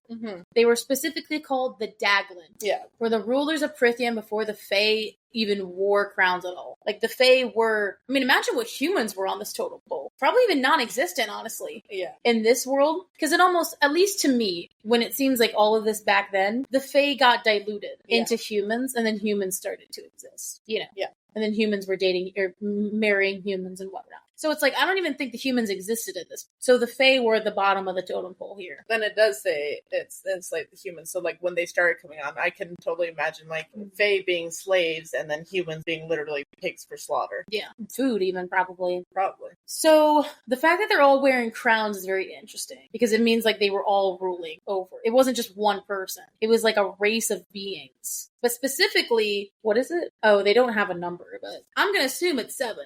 Probably. Because maybe that was their gods. What if it was a group of 7 of them? So they ruled for millennia and enslaved us and the humans. They drank the magic of the land like wine. Well, that's probably why there's no magic running around anymore. Maybe that's what untethered it or tethered it. Yes. Because if they drank the magic, holy shit. And the magic is trying to rebuild itself, but it's slow. Yeah. Because they probably were fucking powerful as shit. They were near gods. So if they were gods over the death gods, then what the fuck? Yeah. That means they were just OP. Yeah. More obviously. OP than OP. Where did they come from? So some strands of mythology claim that one of the Fae heroes, so we finally get his name. I forgot that we actually get the name of the High King. I was like, I forgot. Was a man named Finn. What an epic hero name. Is it Finn? Yes. Finn with 2 N's. But it has an L. Yeah, that's not how it's pronounced. Okay. I know. It's not pronounced like that at all in any of the audiobooks. Seems like a right? But it's not. It's just Finn. Interesting. And so, it's one of those telltale stories of somebody in the, what is it? An up-and-coming hero from the like the slave camps, coming up and, making a difference. Yeah. Somebody who was from the bottom that grew. So he used Gwydion, the sword that they brought up before in the previous scene with Amren, Rhys, and the boys. Yep. So again, just for their knowledge, Gwydion was made by this first priestess named Olenna who dipped it into the cauldron itself. Sorry if it's hard to follow along. There's a lot of information, so it's like, okay. So that means the Fae had cauldron. Yeah. I feel, that's such an open-ended conversation, though, because I wonder if the Fae had the cauldron or if the Daglan used it. I don't know. Because what if Olenna was working for the Daglan, but then made it for the opposition? Maybe. Because priestesses always are kind of like witches to me, and witches always want to keep things in balance. That's true. So what if she made the sword to keep the balance? She's like, witches are normally neutral and priestesses are normally neutral. So they're going to want to, okay, I'll provide you something, but you guys are going to still have to fight. So like, I'm not on a side. So Finn and Gwydion overthrew the Daglan and a millennium of peace emerged, where the territories were made, but they weren't courts yet. Precursors. Finn became the High King of the courts. On the brink of eternal... So this is where Cassian's kind of looking at Rhys being like, this is a similar situation we're in. The territories, when they got split up, were warring amongst themselves. Internal civil war. And he said that a high king brought them together. First and only High King. And he makes that pointed. He's like, I will not be the next high king, but I think, the thing is, I don't think Finn wanted to be a king either. He seemed like a warrior. Needed to. He had to be it, and he was like the George Washington of his time. He kind of just got pushed into it. Yeah. Which I feel like Reese is going to get, that's where the theory is coming. So then, because again, we got all this stuff beforehand, but we're getting a very deep dive into this lore. Remember, Finn was overthrown, before we knew his name, by his queen and his most trusted general. Specifically his dearest friend. His dearest friend. The queen was the leader of her own territory. That was a thing I didn't really think about. Yeah. So her territory was like, what if that was a night? Oh. Because what if they won above all the others? Yeah, maybe. And got more land, whatever. It's interesting that when they bring it up, that after the conflict emerged, the courts came. It's almost like the only way that they could find peace is that if they ruled themselves, like in their own territory, separate. Mm-hmm. But why was there peace during the king? You know, that's an open-ended conversation. Right. But a good lot thing of lore here to bring up, though. So in the timeline of events, Amren came into the world when Finn rose to power. She knew about all these things, but then she was put away during what they call the Age of Legends. Badass. I think that's so cool. You should definitely update the timeline with all this. Yeah, I know. I need to add all of these. There's so much happening. Well, this is the fucking... So Amren arrived. Finn and Whiteian rose to power, and then Amren was put away during the Age of and then the Queen overthrew. And then I can add Lanthus in there now at Cassian's age 300. Yeah. Put away. But anyway, when she came out, Finn was already overthrown. Yeah. So she didn't actually know about what happened there. Because, hey, okay, I'm not saying this is not true, but maybe the legends are wrong. Maybe he wasn't overthrown by his lady. Just because it's what's written doesn't mean that's what happened. Yeah. That's a textbook thing about fantasy. Just because it was written like that doesn't mean it was true. Right, that's true. So, regardless, I love how Cassian's the one that's like, well, you didn't answer about the hunt, dude. So, he kind of explains it like I did. The wild hunt was a way to keep the Fae in line. The Daglan created a host of their most fiercest warriors and let them literally let loose and purge the land, killing anyone they wanted. What? Oh, it's setting in now. It's very close. Well, this is from Fae lore, though. Yeah. Like, this is from, like, fucking Old Norse and Fae lore. Yeah, so it makes sense. So One Piece took from that. Yeah. I mean, there's so many instances of the wild hunt in a lot of books. Yeah. So this doesn't surprise me that this popped up. And yes, the Daglan possessed mighty, monstrous beasts. Hounds, they called. They used to prey the ground before they tortured and killed them. It's a terrible history. And I love how she's the one that puts two and two together. Like, those are the hounds that look like they're in the Hewn City. Does anyone not remember this? So, what else did Lanthus show you, by the way? Oh, he showed me what we'd be together, how he fucked me, you know. We ruled in a palace, king and queen with the Trove. She didn't bring that up, though. Cassie, just be more pissed. I do appreciate what he says. So even when he was trying to kill you, he was seducing you? Why isn't all these people like you, babe?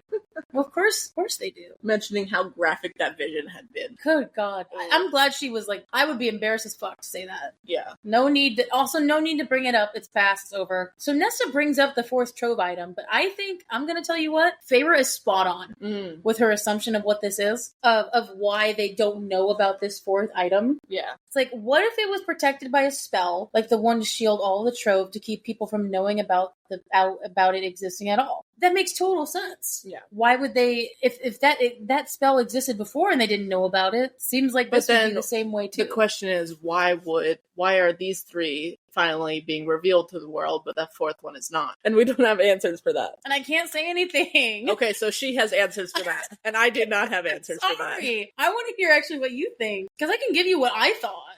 I don't know. I think I'm kind of along the same line as Feyre at the moment. Well, at first I thought it was the Trove item that Miriam and Draken were talking about. The one that resurrected her. Oh, that's right. But then I was thinking maybe that's the crown. Because if that was on the other side of the world, maybe that was why the crown, because it was on the continent. That's why Brielle was able to get it. Oh, that would make sense. But at first I was thinking it was I'm not saying shit. I'm not saying that I know or don't know what that is. All I'm saying is that was my first theory and my first assumption of it. Mm. Is that I thought it was the thing that Miriam and Drake is. Because why would they bring up that it's a cauldron-made item? It's not like those are just sitting around everywhere. Right. Curious.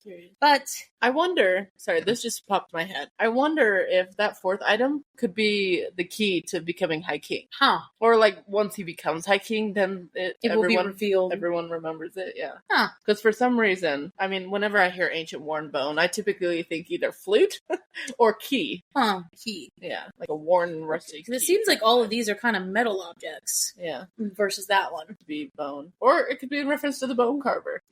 Maybe it is something from the bone carver. I'm very silent. Maybe it is. I know, I'm not looking at you. Maybe it is something from the bone carver. And the bone carver, well, because he's a carver, he carved something into that bone. And that's like a very important piece of information. And maybe it imbued just because the bone carver was a death god. So maybe like there's very important fact on that piece of bone. I didn't look at her the whole time. Very, very interesting. You know I can keep a poker face. I know, which is why I didn't look at you, because it's infuriating. I'm not saying shit. I know, so let's move on. But Otherwise, I'm going to get frustrated. So we move on from the lore part of this. So the lore's over. Yeah. Cass feels like he should have listened to Eris because he at least wasn't believing that... Because Eris was making it seem like Cassian was lying and killed more soldiers than he thought. Mm-hmm. Versus... It is true, Eris had more soldiers and that he didn't know about. Yeah. And he kind of feels bad. And there's this nice moment where Nesta kind of looks at Cassian and realizes they feel the same way when they deal with failure and they deal with the opinions of their friends. Because they don't want to look at somebody and see disappointment, and they feel like they're disappointing themselves when they don't do something. Right. And in this instance, that's kind of how it feels. Mm-hmm. So, of course, we get a cute face-in moment of them arguing about what are they going to do next? Who do we need to take care of first? Do we, figure out the Eris thing? Do we go after Briallen? What is it that we're doing next? Mm-hmm. But in the end, they kind of agree that alliances need to be made now. Yeah. Because they can't just go after Briallen since she has such a powerful object. Right. That'd be like going into the lion's den. So, Winter Solstice is coming up. We forgot about this because time is an illusion here. Yeah. Winter Solstice is coming up, and Eris is going to the Hewn City for the party. Yes. Because he is very spooked about Tamlin knowing about their alliance. And is, it's seemingly worried that the Night Court might pull back from seeing Tamlin. And might pull back from supporting him. Yeah. And then he's by himself again. And vulnerable to his father. Especially since they know so much now. Yeah. So, Rhysand wants to do the best idea of Nesta seducing Eris into a dance at the party, solidifying their alliance. It's basically seducing him into complacency. Favorite's just like, really, Rhys? And Cassian's like, over my dead fucking body.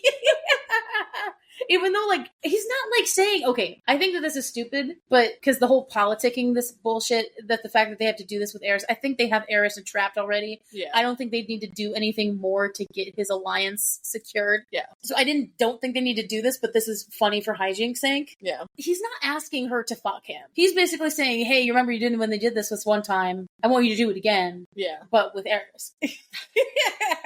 And I love how Nesta remembered. He's like, remember when you seduced that Duke or whatever? And all she can remember from that is, ooh, I was triumphant, wasn't I?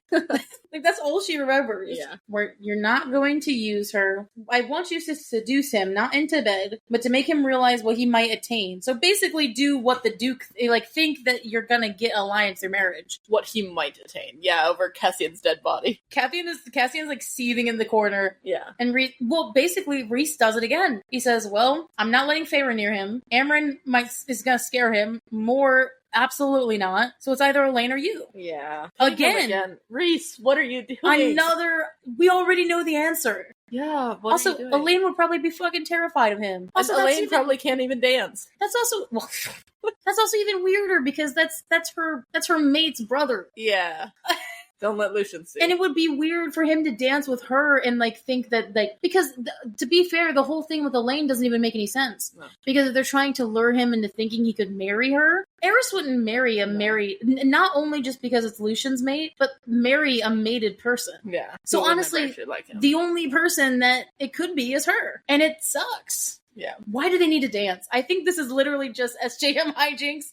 I didn't think they needed to dance. She needed to throw in a little bit more tension in there. I do want to see Nesta dance, though. Yeah. Considering how much she likes music. Right. Nesta knows what Eris did to Mor, and she's seen him and talked to him. So like she is not scared of him at all. Dude, she literally just killed a death god. I think Eris is someone we can easily handle. And Cassian, like you said, Cassian's seating in the corner while Nesta's like, interesting. Tell me more. And she's not interested because of Eris. She's interested because she's like, ooh, I want to dance again. And also probably the challenge of it as well. The power play. She wants to feel triumphant. Yeah. She wants to feel powerful. If she can successfully, like, seduce him, she's gonna be like, oh yeah.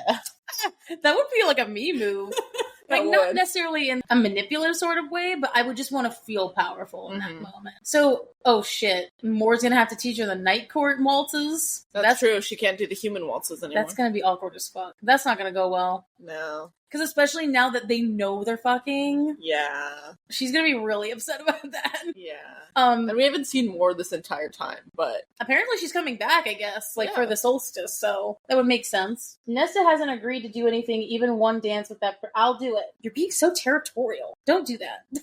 Don't do that. So Nesta does give the sword back to Rhys, to his surprise, and she says, I don't want more death. Yeah. That's so good. That's good. If anything, I feel like that proves something to him more than I think everything else. And she showed Rhys, too. She's like, I don't want death. The fact that she's just willing to give up the death sword that literally killed something deathless. Yeah. That could have her powerful as fuck. But she's like, no. She's sticking true to herself, not just to show up Rhys, but then also she's kind of showing Rhys of like, I don't want death. I'm not going to do anything cause death. No. And why? What would I do with this? I think she's going to get it back, but I think she's going to earn it.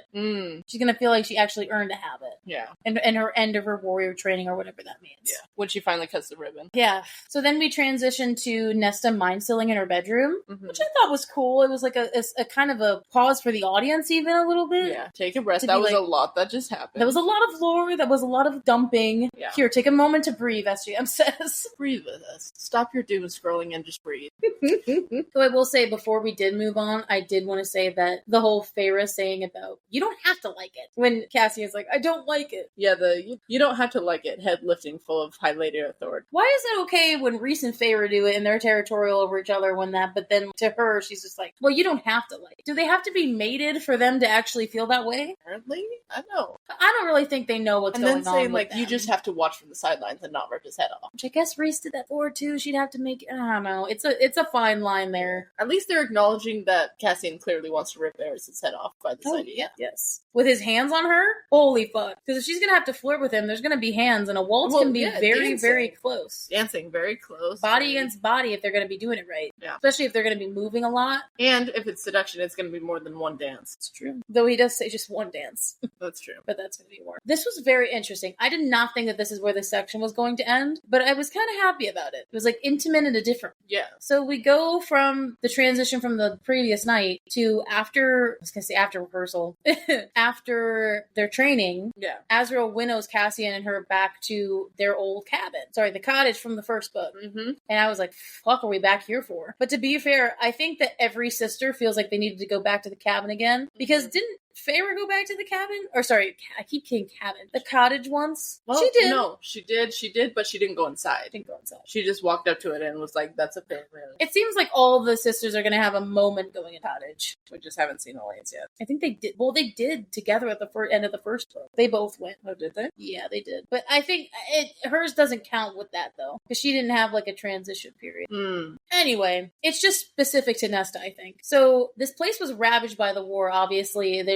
It's covered in vines. Like, there's fucking animals inside of it. It's, like, been lived in by other animals, whatever. I will say a cute Gwenroll moment before we get into this is the fact that he's not going to stay with them because he promised he would go over daggers with Gwen. Dagger handling, you know? She's gonna take his dagger, dude. See, he gave it to Elaine. And she's Elaine, just gonna take it. No. She's gonna earn taking it from him, though. I want you to take it. They're gonna be, like, sparring, and she's gonna slide it out of the sheath on his thigh. So she's gonna have the hot guy moment of doing that when it's usually the girl that's in that situation. Yeah. He's gonna do it, and he's gonna be like, okay, actually, that's kind of hot. I want her to be the, quote-unquote, I want her to be the dom in this. The lead on it. Anyway, so, cute Gwenroll moment has passed. Very cute. So, I don't know what pulled her to come here. She just felt like after everything that happened, and after especially the lake, she was just pulled to come here. And apparently Cassian has been heeding the healer's warnings and stretching, and he's actually been listening. Good. He at least understands he needs his body. And he's doing it with her. She personally invited him to come. Aww. To to be there with her today while they did this. Because they're friends and lovers. Probably going to be more than that. But anyway, first thing she notices, and this is why I thought about the markings on the door, was because we got this cottage scene. And I was like, fuck, yeah, that's why I remembered it. There's Tamlin's claw marks are still embossed in wood. I bet that was Tamlin's work, huh? Yep. It's like, yes, but okay. I know they're never going to be over it, but honestly, I am. It's okay. Whatever. Yeah. I mean, it's scary as fuck, but thinking what they've all seen right now, Tamlin's the least scariest thing to them. Right, but it's yeah. It's a PTSD moment, I know. She feels very embarrassed being in here with her, like, or her being in here with him. Because it's like, she's a very prideful woman. Yeah. She doesn't want to show any sort of weakness. And the fact, like, knowing about living in a hovel is a one, but then actually seeing it and being like, wait, this is where you live? Yeah. I like that Cassian reminds her, though, is like, well, don't worry. I had a tent. Yeah, fuck, at least you had walls, I guess, because I've lived in worse. I know, it was sweet. She really needed to hear that. I hated how he said, just a brute, remember? No! It's like, no. You literally had a death god and a first god call you Lord and Prince of Bastard. You're a prince. You're a lord. You're more than that, babe. It's not just a brute. So, she can't really, because she wants to talk, but she doesn't really know how to do it, so he's like, walk me through it. What's this? It's a very good way of doing it. So they're looking at the dining table, and they're seeing how it's painted, because it's still old, right? It's crazy to think that this is having a real surreal moment of, this was only a few books that we started in this place, and look at where we came. It's a good metaphor to see someone's journey, and how quick stuff can shift in a small amount. Like sometimes, especially for our listeners, if you think that, you know, you're stuck in a situation, even if it's for years, a few months and like a few can change your life forever. Yeah. There's no, you should still have hope that it'll get better. Right. Even if it's a long time. Right. I'm almost about to cry there. So they talk about talking about favorite painting. That's easy. Yeah. You know, she painted every chance she got. And I totally forgot that Nesta doesn't know about the cabin. No, they've never been up to the fucking cabin. Well, you know, if they go up there, what will occur? Fucking? Yes, very much so. Dude, they'll break that place, honestly. I mean, Reese and Feyre, like, went ham and knocked some paintings off the walls, but, like... They will be worse. They're gonna completely destroy Reese's favorite mountain retreat. I just love the lore aspect of it. It's like, the lore that we know. Oh, so you didn't know about the cabin. She painted the whole thing. Also, the fact that Cassian knows about the dresser. Yeah. Because that's a part of their lore now. It's like a part of how Reese and Feyre got together. He's like, oh, so she really did, you know, paint stars. Yeah. The night sky. And then he, like, puts his hand on the flames. Aww. This was yours, wasn't it? She really did paint ours for herself before she knew Reese was made. So cute. Just Elaine's drawer. And hers was on the bottom. I kind of got triggered here a little bit when she she went back into the main room and they're about to look at the fireplace, but then she looks at the door and she sees the shoes sitting there. Yeah. I was like, remember when she fucking bitched about those and they were new and she was sitting next to, like, she never used them? I was like, the fuck? And now they're like overgrown and open and shit. Yeah. I remember those fucking shoes and I was so mad at her before. So she finally gets to the fireplace where her dad was most of the time. And there's still wooden figurines on the mantelpiece. They're like knocked over, but they're still there. And dust. Oh, the fact that when she was looking at the carving, she was like trying to still her mind. Yeah. And Cassian was there on her shoulder. It's nice to have a friend. I mean, someone who shares a bed with me, but also a friend. God, isn't that the dream? She wanted him there. His steadiness and kindness and understanding. Oh, we love that. So he made a rose for Elaine, but he didn't make anything for any of it. Because obviously, if he tried to make one for Feyre or Nesta, I think they would just burn him. Yeah, frustration, annoyance. He did nothing else. So he made Elaine a rose. I totally think she's going to give that to her. Try to make up for something. To make up for what she said. Yeah. I do love how when they're talking, I was too angry. You had your life overturned. You were allowed to be angry. She calls him out hard. She's like, you didn't think that at first, though. Yeah. Didn't you literally tell me I was to know each other now? Didn't you literally tell me I was a piece of shit and that how could you let? He's like, well, I wouldn't say those exact words. It's like, actually, you did, babe. I didn't say it like that. Yeah, you did. That's kind of what. And then when I reread this again, and I was thinking what John Bertullo said about his character analysis of Cassian, about how he couldn't stand Nesta at first, but it was like looking in a mirror. That makes so much sense. Because the thing is, we always think that he loved her right at first. And it's like, no, he actually... So, the dad laid by the fireplace in the cot instead of being in the bed. Again, remember back to our first ever episode where you made fun of the bed. Yeah. It was the bed that their mom died in, where they were birthed in, and where they had to sleep. In that bed. My mother died in that bed. I hate that bed. Which is so true. But it's really important here when she says that when she first thought about her dad laying on this cot, she thought he was weak and, he deserved to be out. When in reality, if you look at it from a different point of view, he was doing it so that they would be comfortable. But it's definitely a sad image of like seeing him like drag the cot close to the fire and curl up, trembling under a blanket. On the floor. Because a cot, that's not gonna, the floor is still gonna be cold as fuck. Yeah, cot's like barely a foot above the ground. And when she looks back and she keeps thinking, she says, he knew how much I hated him, but he never yelled at me. You were his daughter. Love is complicated. That's a confession. Yeah. She didn't even fucking look at him in the eye. She's like, I don't want to look at you. Love is complicated, bro. There's so many people you look at and they're in relationships and you're, why? How did this happen? How did this happen? Why are you... But if you're happy, man, like, even if you're fighting or fucking like animals, I guess, I mean, as long as you're doing good for each other, I think it's okay. As long as it's not toxic and manipulative. Right. And you're learning together and moving forward. It doesn't matter to me. I'm not in that relationship. I don't, like, my opinion should not matter at all. Yeah. Just because I have one doesn't mean that it matters. Right. It's interesting what she says here, though, about... Because remember, I still remember this from the first book. They talked about how much their parents loved each other. Yeah. And then Nesta's literally sitting here saying, I think the loss of his money and his ships mattered more than the loss of their mom. And I was like, yeah. Shit. But I still think he cheated and made Elaine up. Like, that's like a lie, bro. Like, they lied about that at the beginning of the book. Yeah. Or maybe that was because it was in Favor's perspective. Yeah. And that's what she thought. And she was the youngest child and thought her parents were perfect. And married for love and everything, and then realized no. So she does bring up about the debtors and about how she and Elaine hid in the bedroom, and that Pharaoh was outside trying to stop it. I think the point where she says she was more terrified for what they do to me and Elaine, and then Pharaoh wasn't even included in that. She said, I failed Pharaoh more than once. And he's like, have you told her this? No. Why would I do that? I don't know how. The fact that she snorts, she's like, no. Obviously not. It is a cool metaphor, though, with him leading her out into the sunshine. Yeah. It's like leading her out of the darkness. Into the light. It's also cool how she's like embracing her face side. Because as soon as he's like, oh, Azriel's not going to be here for a while. Let's fly. And she's like, well, what about the humans? She would have never said something like that before. No. And he's like, it'll spice up their day a little bit. Yeah. Add a little spice to see a giant bat-winged creature in the sky. I mean, dude, they probably see more fucked up shit since the wall has been opened. It's true. If anyone are still lingering there.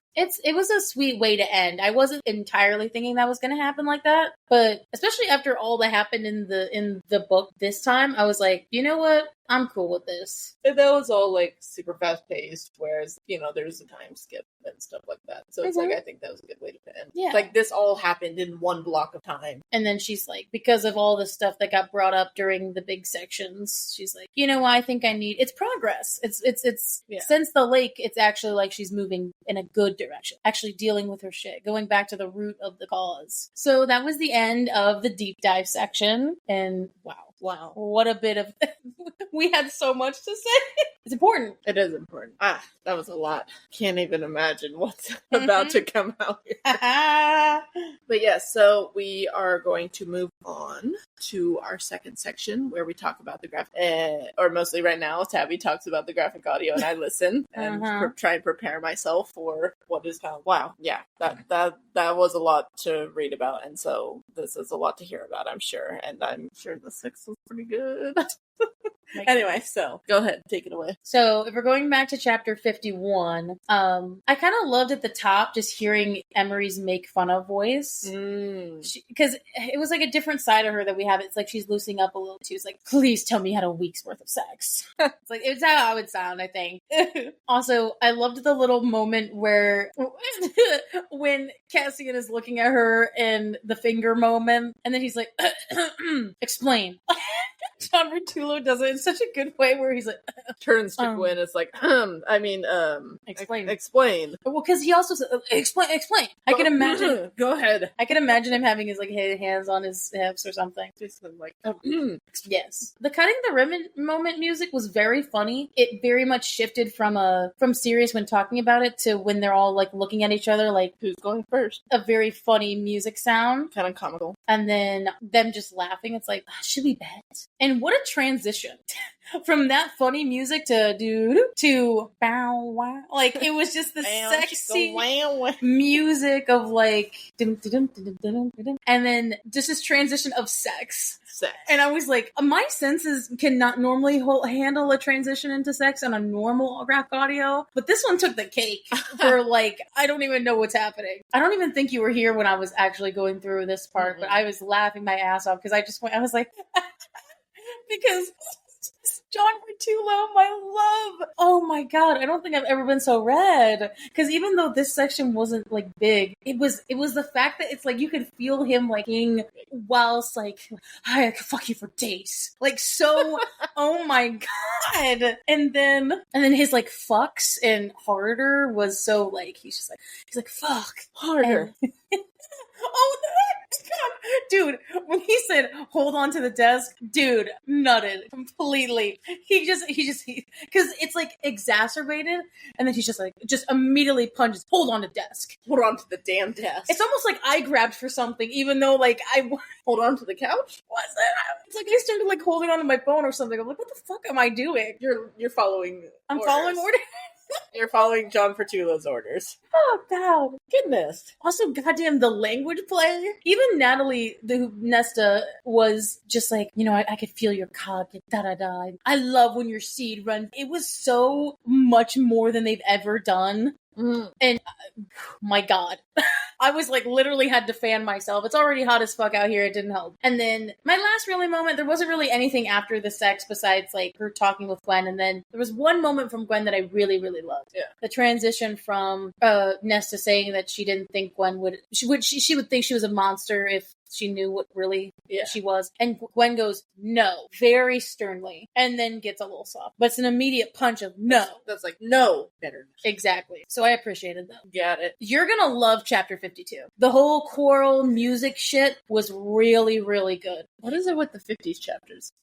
Really, honestly, yeah. I'm excited. I loved how silent it was until the bell started. Like, all you hear is really the Colleen narration, and then all of a sudden you like, ding, ding. And there was 7. Like, it was specific. Good job actually following the text. The choral music was actually like you described. There was, and that's why I laughed, because I was like, there was no lyrics. It was literally just vocalization. And it was good. It was really good. And you could hear Gwen's voice punch out above the other at moments. Clever. Also, the drums and the harp and the lute were pretty. Like, it came on every time. It's like, so the drums started and then the harp and then the lute, they all came in at a different moment and then they all kind of went together. Also, the Gwen solo was very high, definitely in your register, and but not like high in the moment. It was like, so I'll be listening to this, and then randomly you're gonna hear me sing the melody. Yeah, you're gonna be vocalizing the shit. You want to be Azrael's girl, so I do. This makes sense. But I've dressed up as Emery before, so I know. I guess I have to do. But Gwen you're also next. bi as fuck. That's true, and she is lesbian for sure. I guess I have to do Gwen next. The transition between the song and the prison vision was really, really good because it didn't happen abruptly. It was because that's really what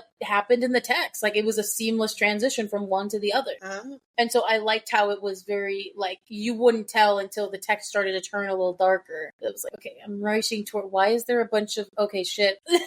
That's cool. And it was really, really good. And then when she's in the prison, finally, this absence of sound. I love this Oblivion sound. Yeah. Where it's almost echoey, but it's not. So that was good. I told Liesl this before pre-recording, but the harp was very much like it was good, but it was an robotic fantasy sound. Oof. Of play with me again. Play with me. It fit. It sounds robotic, but like it fit with the music. And it was gross. It was like fucking, what is it? Megan. It was like those AI robots that try to kill you and shit. Or like dolls, little dolls. Creepy dolls. So then we get into chapter 53. This is them going into the prison. The gate moment was kind of cool. I didn't think it was like a moment that needed shouting out as much in the deep dive, but when they're talking, then all of a sudden, creak. because like I guess we're invited in. And there was a dragon noise, dude. There was a dragon noise. That's why I brought it up. So remember, so we literally watched How to Train Your Dragon recently. You know that the little chirp that they do? Yeah. That was in there. Huh. And I don't know why. Like, I don't think they were necessarily making it a dragon sound, but it's just kind of like a creaky noise. Interesting. But yeah, the noise Toothless makes, not when he's purring, but when it's like, I don't even know how to replicate it. But Like when Hiccup was stepping on the drawings kind of sound? it was more like when he's leading them through to the nest. Oh, like the clicking. Got it. The noise Got he's it. making there. Got it. And so that's all I heard, and I was like, oh, that's the dragon noise. Toothless? Why are you in the prison? I don't know. He's dark enough to be in the prison, not be seen. Sure, Night Fury. So then there was also a siphon noise too, which was fun. When it illuminated, it was like, boom, boom. I was like, it was cool. I don't even know. I'm not a Foley artist. I don't know how to make it. But I love the Prison Oblivion. I sing it every time. And I love how it's so echoey in there, but it's also like so absence of sound until something happens. And it's like there was whispers too. It was like, yeah, literally like the parcel tongue shit that we brought up before. Also, Cassian sounded really scared when they got to Lanthis's cell door. He's like, so this is it? Like, Yeah, sure, we're not going. Are we going in there? like, please, God, no. Oh, I can't risk you. He was so sweet about it, but he was just like, I can't risk you. We can't risk that. I can't risk you. It was so good. And then the pressure of the spells on her was really cool because at some point, even Cassian's voice became muted against the wards, and she's making her way through, and it's just like literally pushing through sludge, and you can even hear it. I love, dude, there's so much that I could bring up, but basically the Fae screaming during the vision was such like a disaster zone of like, screaming, and then narration. And I loved it so much. You could even hear like the crackling, like the stone encapsulating them. Oh, I can imagine. And then to Briellen's voice, because we haven't heard her in a while, but I feel like her voice is different. I mean, it makes sense because the last time we heard her, she was not a crone. But also she's British all of a sudden. British before? I don't think so. I don't think so. They had to throw a British character. They could have recast her too. I don't actually remember whose voice actor she was. I mean, hey, you get thrown in the cauldron, you never know. You may turn British. I guess like she had a British accent, so I was okay. More like kind of like an RP British, not like a full British, you know. A lilt, you say. A little. Also, of course, like the harp and the laugh. There was like a really ugly laugh with the string of the harp, and I was like, ugh. I had so many ew moments during this part that I was like, because she goes like, like it's a fucking ass cackle. Goodness. Ew. The harp made that sound? Yes. Ah. When it did the whole genie in the bottle routine, Oh. and she's like, hey, you think? And then, the moment where he said, let's get the hell out of here, was Wink, wink, so nudge, nudge. layered in sex that I was like, babe, okay, Sorry, I'll let's get the hell out of here. go anywhere with you, my man. Let's dump this at Reese's place. Make that his problem, and let's just let's head back up to the House of Wind, and Hey, I'll take you to the cabin since you never knew about it beforehand. So, oh my god, I know too much graphic audio. I know exactly who Lanthis's voice actor is, and as soon as I heard it, I was like, "Oh!" Not because he was bad, but because I was like, I know him as another character, and so I was like, "Oh, but that guy isn't bad." In what book series? So the voice of Lanthis is Win Delano. He's in a lot. He's literally in all the graphic audios I've listened to, but his main voice that I know him for is Jackson in Brave. And I should know his voice because I've been listening to it on the car rides home. Yeah. So as soon as I heard it, I was like, oh, that's Win. I was like, oh no, and I'm gonna have to hate him for this whole part. So shout out to Win Delano. He was so fucking creepy, and he does that role so well too. And I feel so bad because he did that in Crave as well. Huh. He was the creepy vampire boyfriend. Oh yeah, you told me. He does like this whole and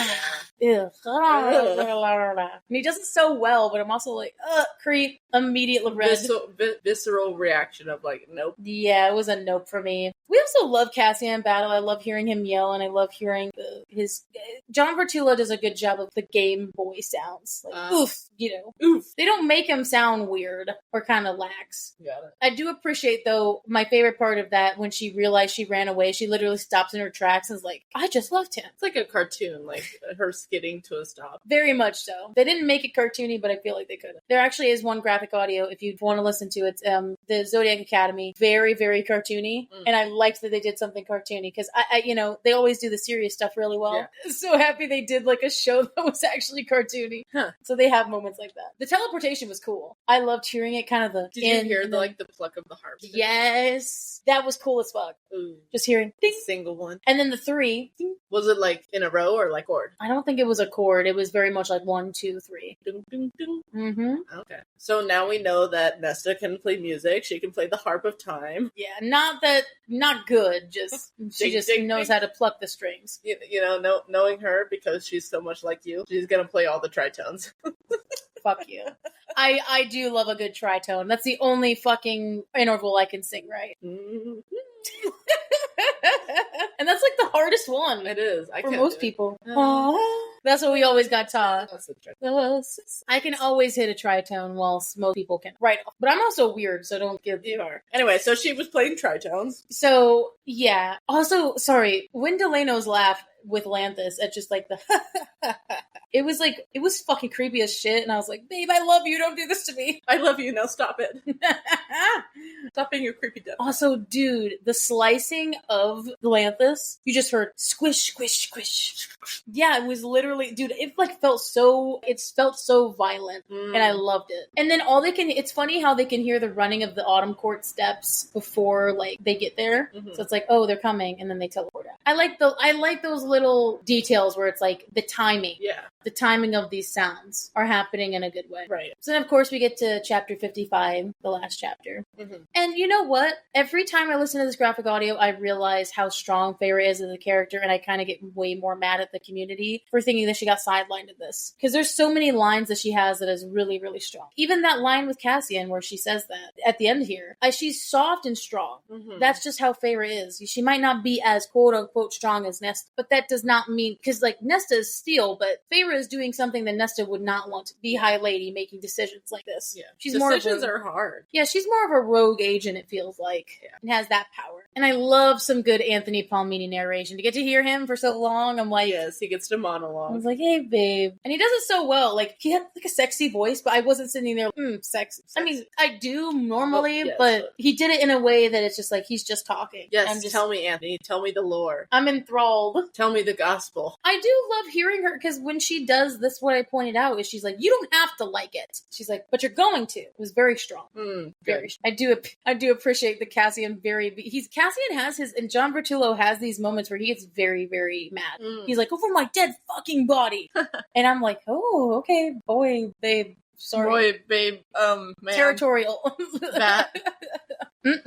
Delicious. They're magically delicious. You did that. That was a fucking neurodivergent moment, and you made me do that. You're welcome. So then I really liked the breathing moment, because I definitely, as the reader, needed that. Mm-hmm. And having the graphic audio do it made me think of that in the deep dive. I was like, okay, I'm breathing again. And then we're going into this last section, and I felt more at ease with everything that was going on. I was like, okay, there's a lot of shit going on, but we're good. Okay. And then the music in the back of the cottage was very epic and fantasy and romance. It was very, like, enlightening sort of music. I've heard it before. They've played it. But every time they play it, it's so good to have in the background of the narration. Yeah. Because it makes me enthralled. It makes me listen to it. And Nesta's monologues, anytime Natalie, Van Sistine does monologues, it's just so good, because she's like, she has the top number one thing when you're an actor is, how do you make a monologue have a third line? Yeah. It's like, how do you start and how do you end? Right. Where's the journey in between there? And it's like, there's so many actors who, even in the voice acting community, I feel like don't do a good job of doing. They just struggle a little bit. Yeah, well, I'm being a critic because I'm also an actor. Yeah. Where it's like, when I say don't do a good job, doesn't mean they can't do a good job. It's just they aren't point blanket. don't do it well because they think a monologue is just something. It's just talking. Versus, there's a difference between narrating and monologuing. Which I can actually, even though I'm not the actor here, I did, I think I've mentioned it before, You have an intro to theater class. And regardless of the one play that we did, we had a section on monologues. And I chose a monologue that, just a random one that I didn't know where it was from. It was just a monologue script that I found online. But it was about like this woman who was like smoking a cigarette and out on the porch with her friend, and she's like, I can't do this anymore. And like she said, like whole like thing of, I can't do this anymore, like I give up kind of thing. And the thing is, when we were supposed to bring it the first time and be like, okay, just read it, and we just read it, and then it's like, okay, by the end of this section you need to not just read it, you need to, you know, actually have acting in it. And so by the end of it, you know, I was on stage in like really baggy clothing, really depressed, dirty clothing, with one of those fake cigarettes that you inhale to make chalk smoke, and holding that and pacing back and forth. Wow, you even had props. I know, I even brought my own props. You brought a chalk fucking cigarette? To school, Where the hell did you get that? I don't even remember. But you don't just have those. I don't even remember. I think I just walked into a store with my mom and was just like, I need a cigarette, but not a real one. And anyway, I had that. And, you know, I did the full monologue with actual emotions. I got an A+ on that. It's so, since you said something, I'll say a real quick thing. Our first ever monologue we did in theater school was theater school. When I went for my undergrad for theater. Yeah. Our first ever, and I'm forgetting the show, and I feel so bad about it, but they were literally all monologues of dead people. They were dead people talking to their loved ones. And it was a good intro to a monologue class, because if you're sometimes when you're trying to do something that's more abstract, I'm talking to God, or I'm talking to a fate, or I'm talking to when a monologue, you're either talking to yourself or you're talking to another entity. Yeah. Or breaking the fourth wall and it's the audience. So when you have like a scene like that where you are talking to somebody who can't hear you, but you are talking to somebody, it's easier sometimes for an actor to do that first than something else, because then they don't really know where to go. That's true. So our monologues I had one, and I remember this clear as day. It was like talking to her cheating husband. And I picked it because I really wanted to do the one with the romance. Present the nose cheek. Yeah. And she's just like, how could you do this to me? But because they had to do the monologue until they felt like they were going to go see. And finally feel, because every time they do a monologue, there'd be a moment of, am I going to go into the purgatory? Like, am I going to get past this, or I'm going to be stuck here saying the same monologue to this whole time? Did you have to memorize? Oh, yeah. Yeah, I think that's one thing I learned as well, of like, not only are you like not reading anymore, but like when you memorize it, then it becomes easier to add emotion. It's like singing, and that it's like you can add some emotion, not when because if you're learning it, it's kind of hard to add those umps and feeling to it. Yeah. Versus then when you're reading something off of a script, but then actually memorizing it and doing it, like it'll come out. For example, Macbeth, just randomly bringing that. You can only say that outside of the theater. Don't say that in the theater, or you'll have to run around the place 3 times. No, outside of the theater, in my 10th grade LA class, we were learning Macbeth soliloquies, and we were each given a part of the soliloquy, and then we were supposed to go up in front of the class and say it, and everyone read it as the line was, not as where the sentence was. And so they read it like, I don't know, something, the raven calls, something like that, and they're like, the raven calls, stop, against the wind, stop, and like did not end, they didn't pause where the periods were, they just read what the line was that they saw and went line by line instead of sentence by sentence. And then I did it sentence by sentence, and my LA teacher was just like, oh, good, you did it differently. Well, I mean, that's how you do it. Iambic pentameter. Yeah. Doing it by the sentences instead of by line. Oh, that's But like reading it off versus actually understanding what you're saying instead of just cold reading. Right. But anyway.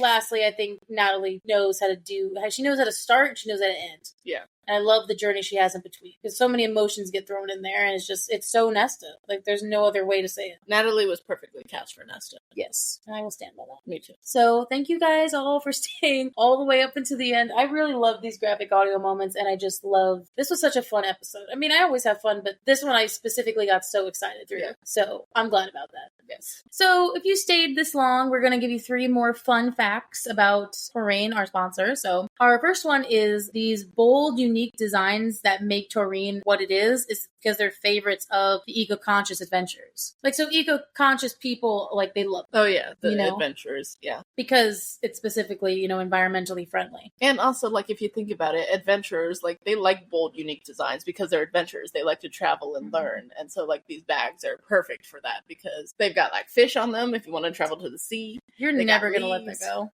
What, the fish? No. Yeah, that's the one you really like, which is fine. Well, I think the blue one has leaves on it, actually. But anyway.